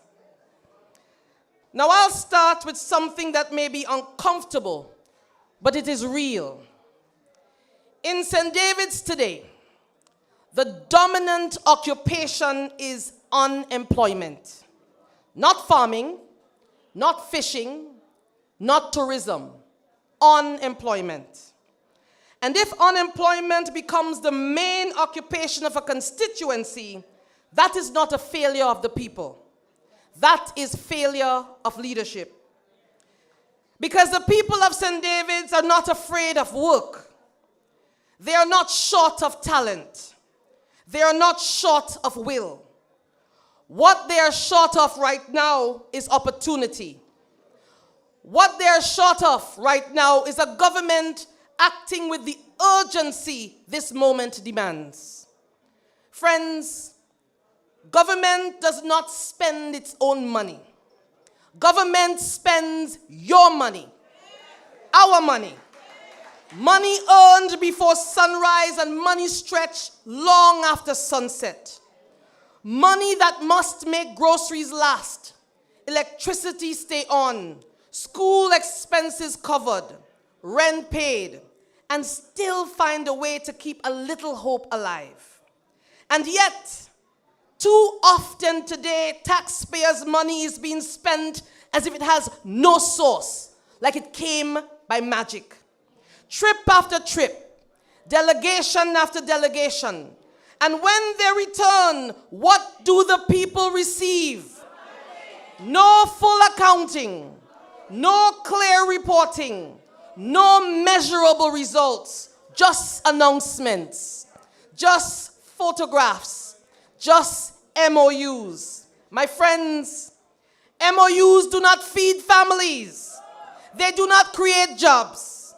They don't lower your grocery bills. And they don't reduce the cost of living. This is not just a St. David's problem. This is a Grenada problem. Because leadership isn't about being seen. It is about being present. It is about being accountable. It is about telling the people the truth even when it's inconvenient. And yes, in the age of social media, it is easy to create the appearance of engagement. A brief visit, we see it. A camera crew, a well-edited video. But governance is not performance. A country cannot be run on optics. A people cannot be fed on applause. A future cannot be built on likes and shares. The measure of leadership is simple. Are people living better? So I want to ask you, the people of St. David's tonight, how has your standard of living improved over the past 4 years? Are your groceries easier to buy? Is electricity easier to pay? Is rent or your mortgage more manageable? Are you saving more? Because for too many families, the answer is painful. People are working harder and affording less. They are surviving, but they are not getting ahead. Friends, if you want to understand a government's priorities, you have to look at housing. Housing reveals whether we see people or whether we only see numbers. Right here in Corinth, the Chinese housing development was created with a clear purpose. Homes for low-income families, homes for working people, homes for single parents, for the elderly, for those who needed a fair shot. That was the promise of the NNP. That was the intent under the NNP. But under this current administration, that intent has been distorted. Some of the houses were sold. Some remain unoccupied. Some have gone to people who do not live here and is now using it as vacation homes. And while this is happening, there are families right here catching rainwater in buckets. And I want to tell you about a family I met. She's a single mother, working full-time. She's the only breadwinner. She's a mother of 8 young children, all minors. Now, when the rain falls, she doesn't rest. She moves buckets, pots, bowls, whatever she finds. Now, the government officers came because she went to them. They assessed the roof. They approved the repairs. But days later, she got a call. Not because the children stopped needing shelter, and not because the roof stopped leaking, but because her salary on paper, without context, was considered too much. Too much even though every dollar is committed. Too much even though she carries a household on her shoulders. Too much even though the roof still leaks. Now, this is not policy. Friends, that is punishment. That is a system that can count numbers, but can't recognize human struggle. And that is not the Grenada we want to be. Friends, I'm going to go to a part that deeply troubles me, because when I walk around this constituency, I'm not sure if it's because I'm a woman or because I'm a mother. A lot of people tells me a lot of stories, and these stories are sometimes very uncomfortable to listen to. Now, I have met a young woman about a week ago, and she told me, you know, the funny part is that when my field workers went out and they spoke to her, she had no interest at all, none. And when I came and I started speaking to her, she actually confessed to me that she has always been, and her family has always been, supporters of the current government. And as a lot of them, I guess, would say that, you know, it's our time now, she felt it was our time now, it was my time now. So she went to seek assistance. And instead of receiving support, she was asked for something in return. Not paperwork, not documentation, but she was asked for a special favor. Now, she refused. And because she refused, she was denied the assistance. Now, let me say this clearly. I do not care which party is in office. No woman should ever have to compromise herself to receive assistance. Public support is not something to be exchanged behind closed doors. It is not leverage. It is not a bargaining chip. And if there are people anywhere in this country abusing positions of authority to exploit vulnerability, it must stop immediately, because wrong is wrong. Leadership is not only about roads and budgets. Leadership is about protecting dignity. And as I said before, it doesn't matter which government is in power. We know it has happened in the past, and it is happening now, and it must stop. And as uncomfortable as that was, there is more. I met an elderly woman. Now, this lady has to be, I would say, probably in her late 60s, early 70s. And she has some developmental delays. And she told me that she has no peace at night. Men knock at her door night after night, forcing their way into her home. Imagine living like that. Imagine being afraid in your own home. This is not politics, this is humanity. And when she remembers who the people are, and she mentions it, then she will get plan-assed. Now, is this how we must act?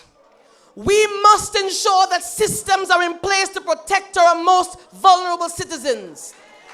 Systems that respond, systems that intervene, and systems that hold people accountable. So when you see them walking around with their cameras, taking photo ops, these are the issues that they need to address.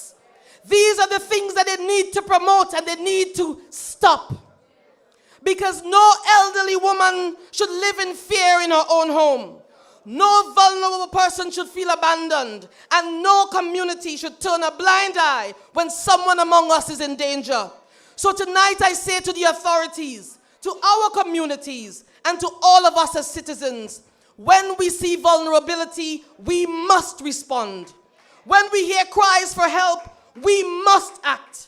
And when the safety and dignity of our people are threatened, we must stand up and say enough. Because the true measure of leadership and the true measure of our society is how we protect those who cannot always protect themselves.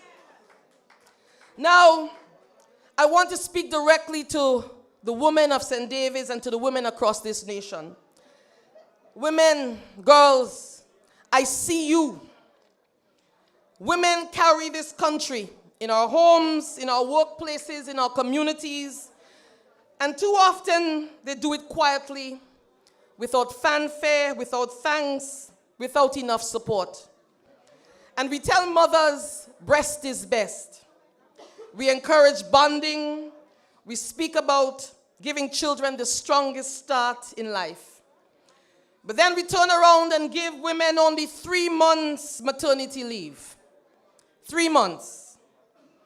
I met a young mother recently who's back at work, still healing, still in pain, and she was pumping between her tasks, trying to hold herself together while her baby, only 3 months, was already in daycare. Not because she wanted to, but because the system left her no choice. That is what policy looks like in real life. And a society that does not protect its mothers cannot claim to protect its future. Because when you invest in mothers, you invest in children, you invest in families, you invest in stable communities. And supporting women is not charity. It is nation building. And it is overdue. So tonight I say clearly, 3 months is not enough. If we truly believe that children are the future of this nation, then we must give mothers the time they need to heal, to bond, and to nurture those children properly. We must begin a serious national conversation about extending maternity leave in Grenada, about ensuring that mothers are supported, not pressured, in those critical early months of life. We must look at policies that give mothers adequate time to recover physically, emotionally, and mentally.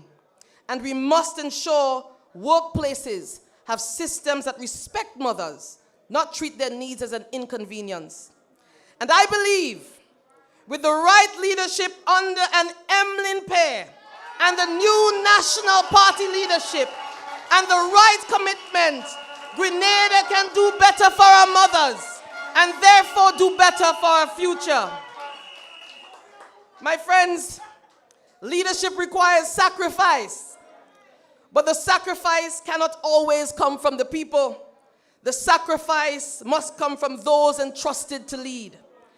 And right now, our country is hurting. Violence is rising. Fear is spreading. Communities are anxious. And in moments like these, people don't need more silence. They need reassurance. They need clarity. They need direction. They need leadership. And they need a government that understands this basic truth. An NNP government. Every Grenadian deserves dignity.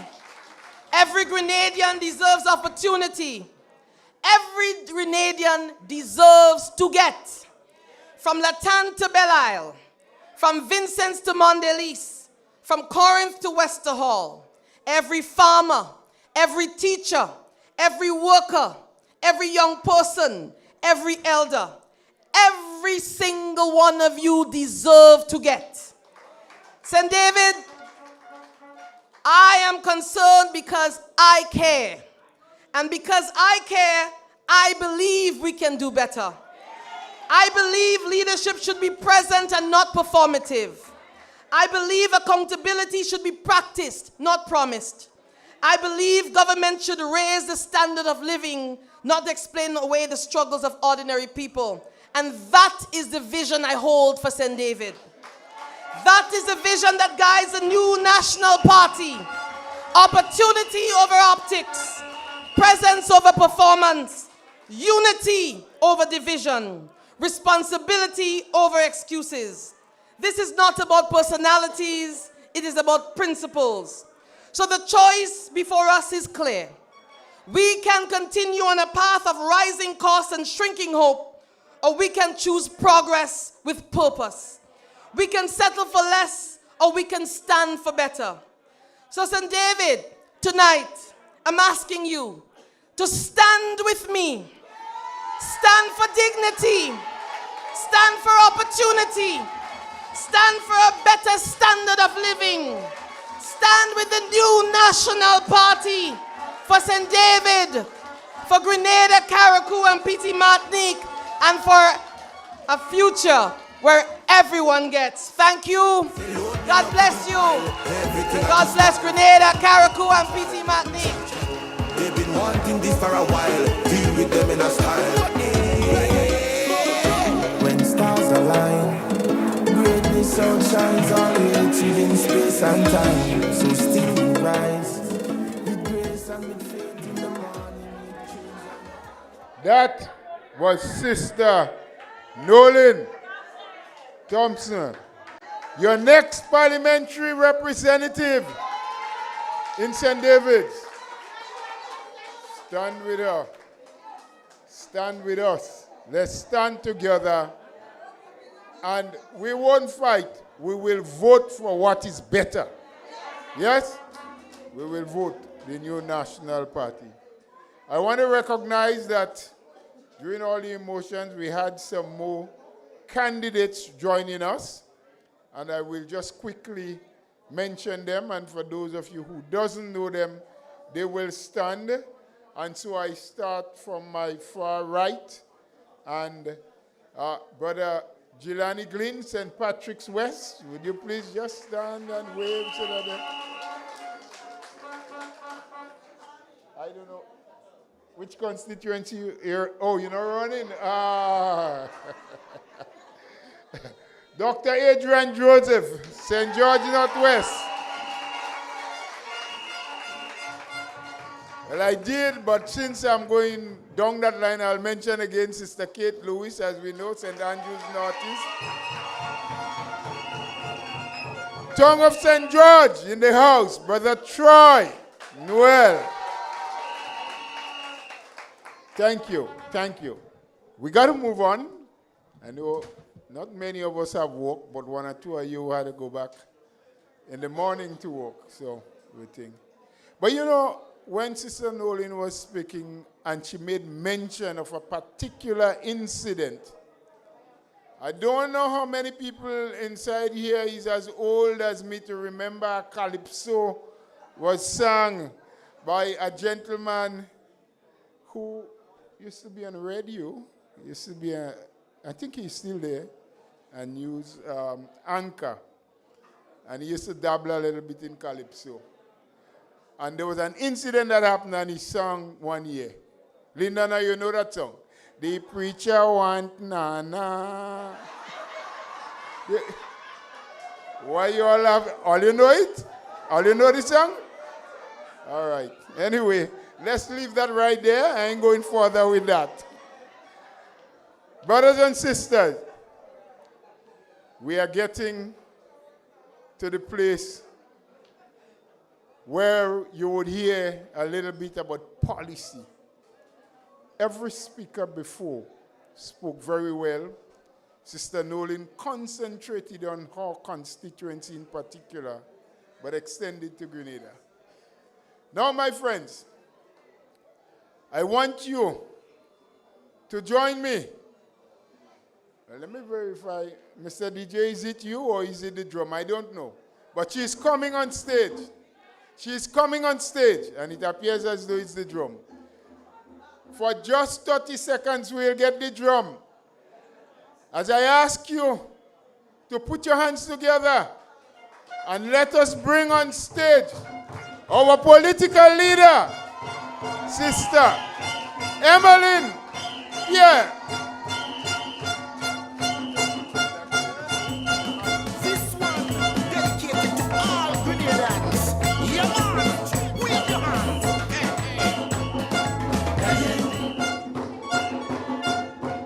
All right.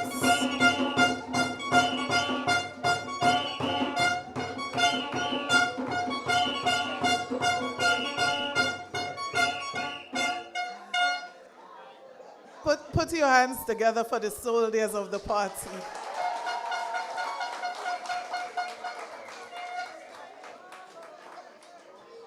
Brothers and sisters, I recognize tonight all of the candidates who are here tonight from the New National Party. I recognize all of them. How many times did you recognize them, Brother Bo? I'm tempted. I recognize all of them tonight.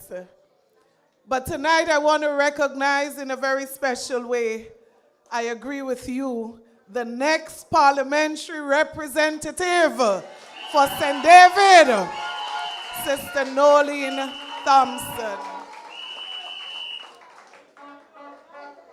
I also want to recognize tonight a gentleman who has served this country and served this constituency. Dear friend, Brother Oliver Joseph, we recognize you for the work that you've done in this constituency over the years. May God continue to bless you.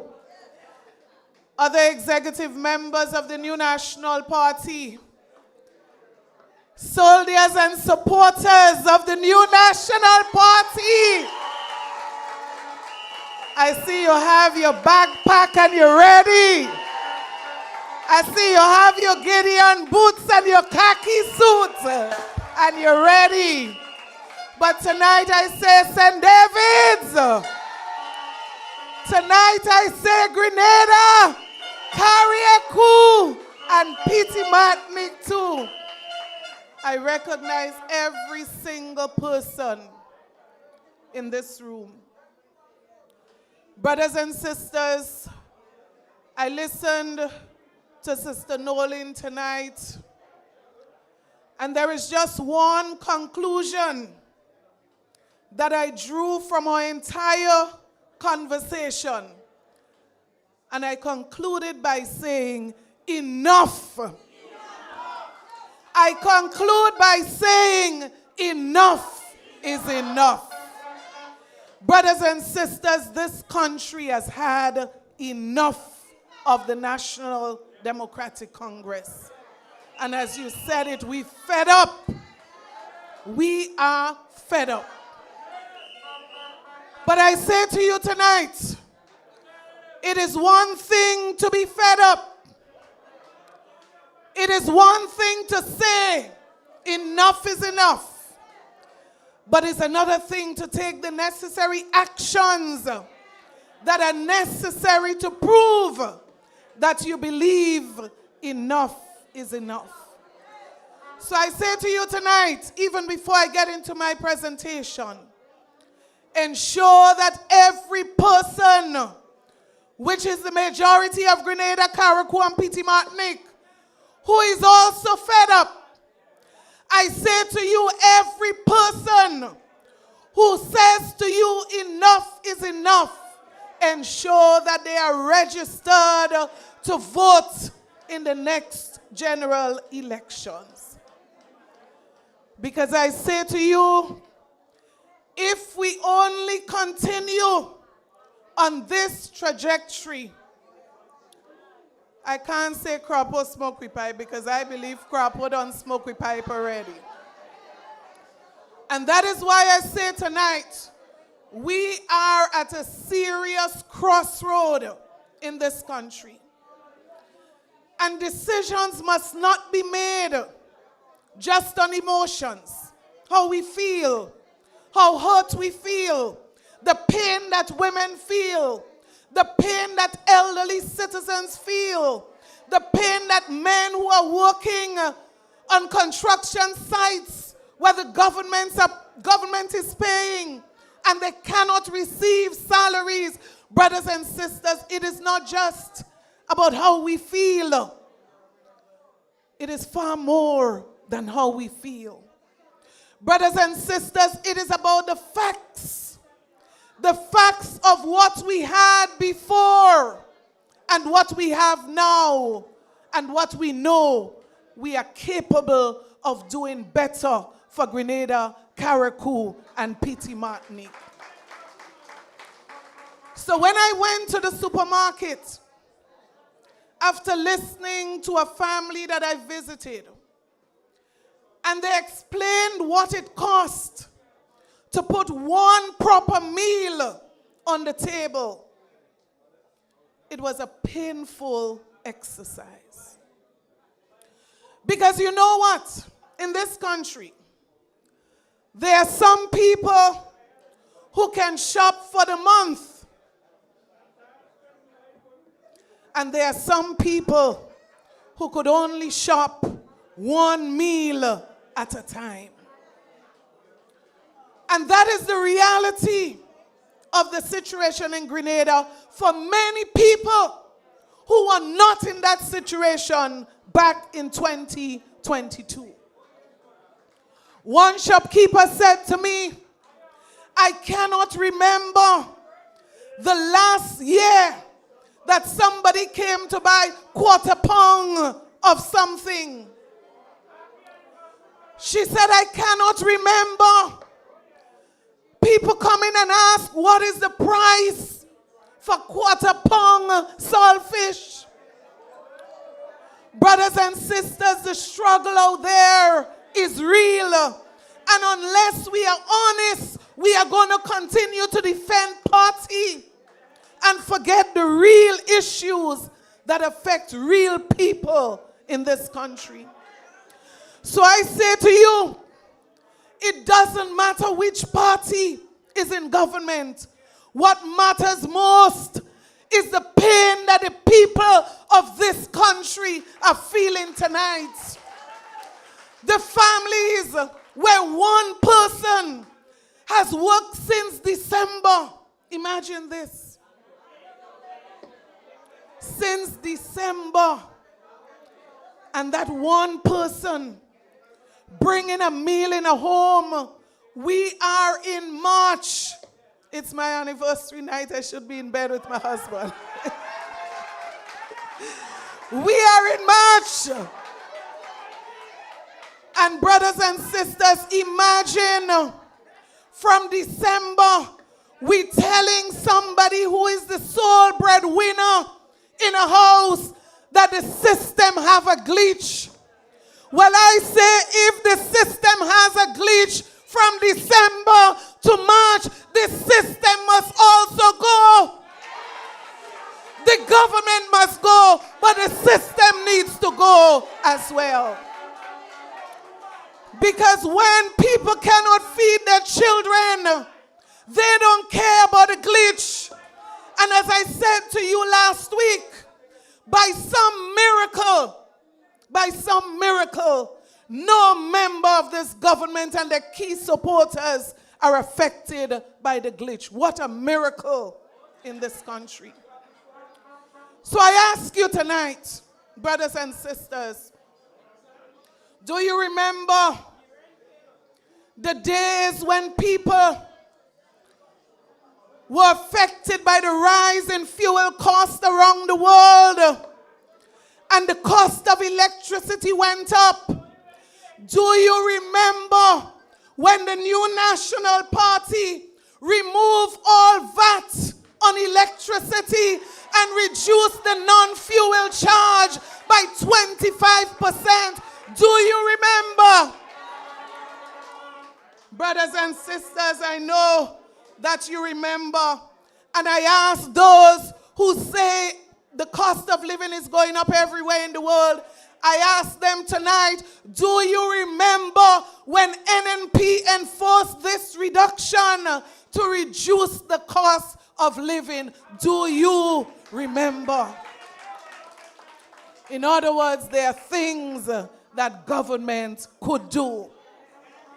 Brothers and sisters, I ask you tonight, do you remember when the cost of fuel at the pump was going up? Do you remember? Did the NNP say world crisis? Did the NNP make excuses? Did the NNP say its hands are tied? What did the NNP do? It capped the cost of gas at the pump. And NNP say anytime it goes over $15, Brother Oliver, NNP will take on the additional cost for the busmen, for the private vehicle owner, for the people of this country who are affected. Brothers and sisters, do you remember? I ask you tonight, and I'm asking these questions for a reason. Because it appears that some people are prepared to defend their party to the grave. Because if this thing continues, people will die in this country because they cannot eat. Brothers and sisters, I ask you, do you ever remember the NNP putting a VAT on sugar, an essential commodity that almost every family would buy in this country? Do you remember us doing that? Brothers and sisters, I say to you tonight, NNP understand when people are in pain. NNP doesn't just understand because you say you are in pain. We feel your pain. We feel your struggle. And we don't just create excuses. What do? We take action to address the issues. I say to you, put your hands together for NNP tonight. And that is why I ask you tonight, do you remember? You know, there's a song like that. I ain't going to be like Brother Bowler and sing those songs. But I ask you, do you remember in the COVID crisis when civil servants could not come out to work for months? Do you remember when taxi men could not make a trip? They had to lock up inside. Do you remember how fishermen were affected and farmers were affected? And do you remember what NNP did? Subsidies, financial support to help those who needed help. Do you remember? Do you remember? Do you remember, brothers and sisters? What did the NNP do for those people that were on seed? The people, like every part of the world, where you would have people who need the government support, whether you go to New York or you go to England, even some of our families benefit from support from governments around the world. Do you remember in the crisis that I spoke about, what did the NNP do to those who were on the seed program? What did the NNP do? We increased it by $150. Do you remember? Brothers and sisters, do you remember after we experienced Hurricane Ivan and the NNP administration saw how we had to depend on people outside of this country and how vulnerable we were? The NNP said, now, we must put something in place to protect our people, to help our taxi men, our fishermen, our farmers, our single mothers. We have to put something in place. And you know what? Women know about that best, where you shove something under the mattress for rainy days. And when everybody run out, you could pull out at $20. That's the NNP for you. That's the NNP for you. And that is why the NNP, when it left office, we were in a position that if burial came, we could help ourselves. If something like Ivan came, we have a start to help ourselves. So we said we're going to put a reserve in place. That is why the Treasury was pregnant with $500,000 in surplus. $500 million. Well, right now, you see, I'm probably so concentrating on what the situation is now. Brothers and sisters, could you imagine? From $500 million in surplus, where are we today under the NDC? We are in a deficit of over $300 million. I say to you, that is enough grounds to vote out the NDC from office. The fact that you inherited $500 million and you wipe it out in less than 4 years, and we are down to a deficit, it is enough reason to pack your backpack and leave. Because you are showing that you do not have what it takes to manage this country. So I say to us, brothers and sisters, this is not simple. This thing is not about politics. This is not about NNP. Don't get fooled, you know. Don't get fooled. This is not about NNP and NDC. This is about a country that we love that is suffering right now from mismanagement. That is what it is about. It doesn't matter who is in office. What matters, we do not have a government that care about the people of this country. So after they add VAT on sugar, after they put a levy on water, after they removed the 25% non-fuel charges that was reduced, they placed it back. After they put back the VAT on electricity, they still had the conscience. They still had the gall to add another tax upon that. Brothers and sisters, on top of that, brothers and sisters, they continue to add all kind of tax, asking us to pay to maintain the road. Jesus, well, this one is the worst.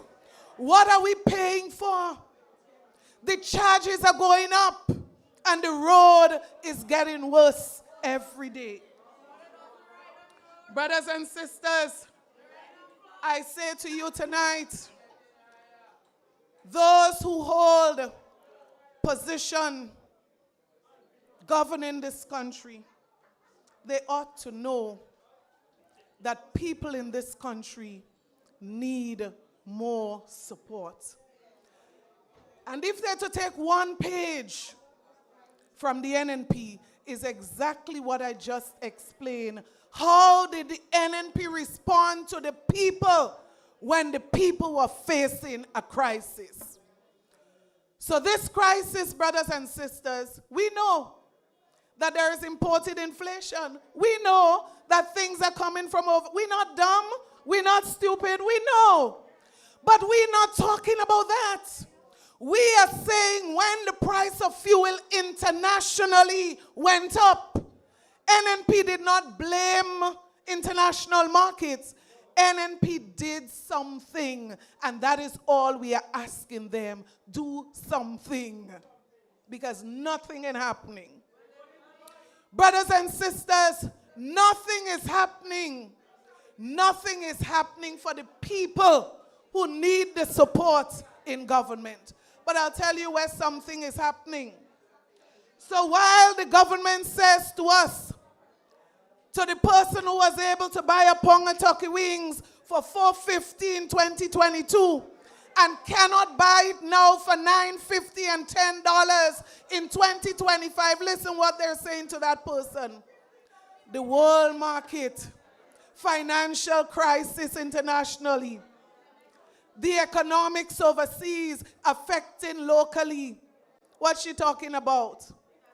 But while they are telling us, tighten your belts, manage yourself, go plant fig and dashing, and that's great.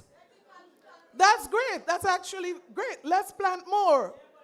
But while they're telling us what to do, go and plant fig and dashing, spend less, eat less, manage your weight, don't drink so much sugar. They're telling us all that we need to do. Listen what they're doing for themselves. Brothers and sisters, life in this country is really unfair. So we hear you. Don't buy rice because you cannot afford rice. Go and plant bananas. Well, how long banana taking to bear What do you do while the banana tree is growing? But while they tell you that, what is unconscionable is that they are not telling you that their salaries went up by 150%. And then they went and they tighten up things. And they put new rules in place. And they boast, they give the police 4%, 4%, 4%. No police officer should celebrate 444 when the government take 150% in 1 year. No police officer should celebrate this. It is like eating the bread and feeding the workers the crumbs while the cost of living continues to go up. But it's not just the fact that they're increasing their salaries. When they travel, ask them about the podium. Ask them, ask Sister Kate and Brother Oliver what theirs used to be. And ask what those in office are taking for themselves now. Traveling around the world, $25,000 just to rent a house for the Prime Minister to live in. Brothers and sisters, I say to you tonight, this cannot be fair. So while the police officers ask them in Grand Roy Police Station, they have to borrow a vehicle from Guave to do their work. Ask prosecution in Grenville, and they will tell you to do their work. They have to wait for the main departments to make a vehicle available. I am saying to you, while that is happening, government is buying 15 new vehicles for MPs and paying over $75,000 per year to put gas. And don't ask how much it's costing for tires, because you see them up and down, up and down. And ask them about the private work. Ask them about where some of these vehicles are seen, while the police officers are begging for a vehicle. Some of our clinics are begging for an ambulance. That is what they are buying. And even buying luxury vehicles for some in government. I say to you tonight, it's not fair. It cannot be fair for the man or the woman from St. David's who paid $60 a month for the high blood pressure medication. And I can tell you this as a fact. There's a particular high blood pressure medication that went from $60 in 2022. A month's supply is now $190. Do you know what some people are facing out there? So there are people who tell you that they risk their very lives every day because they cannot afford a month's supply of high blood pressure medication. You know what it is to have high blood pressure and not have something to take? Well, I know they're going to say, drink passion fruit juice. That, yeah. Just now they're going to say, drink garlic. Yeah? But I'll tell you, brothers and sisters, what did the new National Party do when it was not even $190? We were working on the national health insurance because we said no one should be denied of basic medication because they don't have the cash in their hand. And what was the dream of the NNP? Take your card, go to the pharmacy, take your card, go to the medical facility, and get the basic services that you need without having to pay. I demand of this government, to immediately get back to the national health insurance plan that the new National Party left in place. Brothers and sisters, we cannot continue on this trajectory. We cannot. And so as I close tonight, brothers and sisters, I want to say to you, this is not a team that is brand new and coming to experiment on you. This is a team of some new, competent, passionate, heart-serving, people-loving candidates, combined with people with full experience in government. That is the team that we are presenting to you. But you know what is excellent about the new National Party's team? We have a backup team that is there to support and to give guidance. People who have served for years in government and would make their expertise available, like Dr. Keith Mitchell, Brother Gregory Boeing, and others who have served this country for years. Brother Oliver, with his expertise, brothers and sisters, have already said, anywhere that I can help as it relates to the economy of this country and getting it back on foot, I stand ready to serve the people of this country. So we have people who understand service.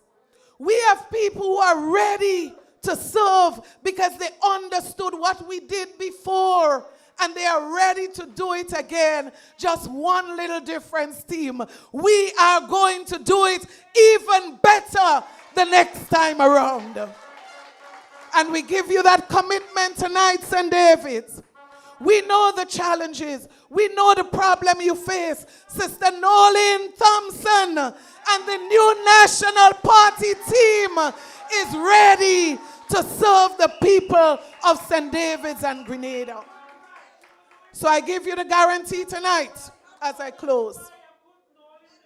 Immediately, thank you for the endorsement. You will put Sister Nolan Thompson there.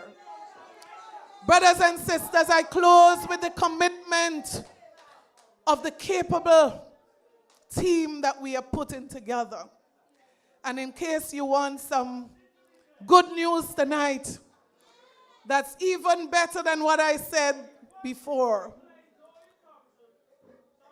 I am giving you the commitment that within 1 week time, candidate number 15 will be launched. We backpack and we're ready. But even more importantly is where I'll close. Brothers and sisters, we cannot continue like this. We are ready for the task ahead. Yes, Northwest, I hear you. You're ready. All right. We cannot continue like this. And this is where I'm closing. We are making ourselves available to serve the people of Grenada, Carriacou, and Petite Martinique.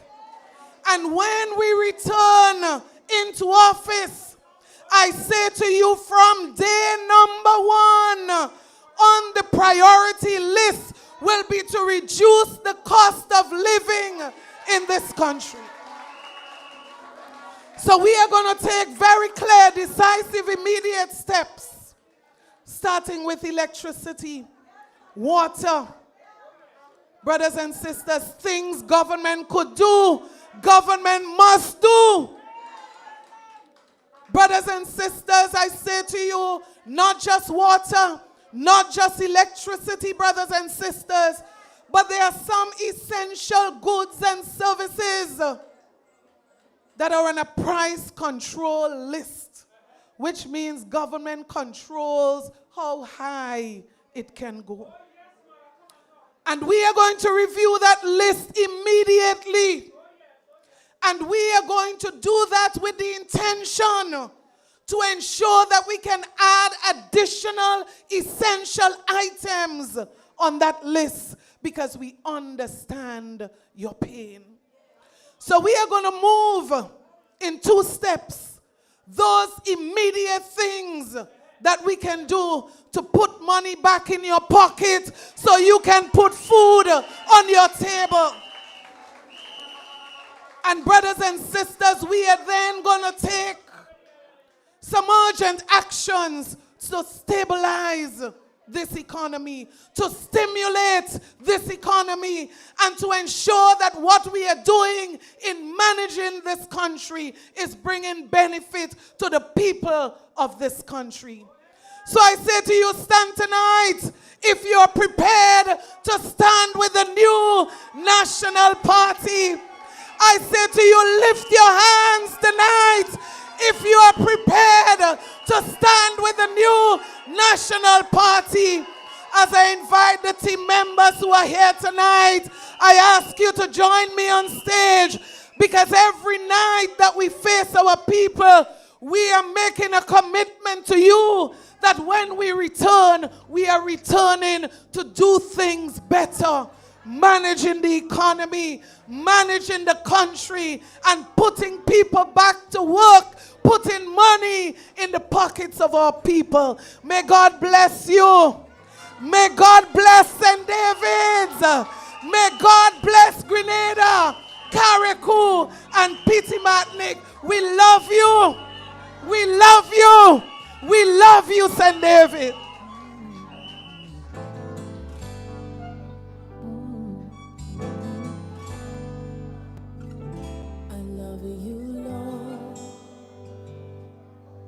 For your mercy never fails me. All my days I've been held in your hand. From the moment that I wake up until I lay my head, oh, I will sing of the goodness of God. All my life you have been faithful, and all my life you have been so, so good. Yes, every breath that I make, oh, I will sing of the goodness of God. You know I love your voice.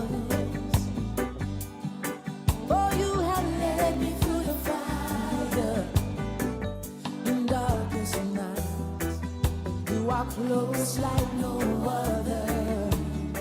You know I've known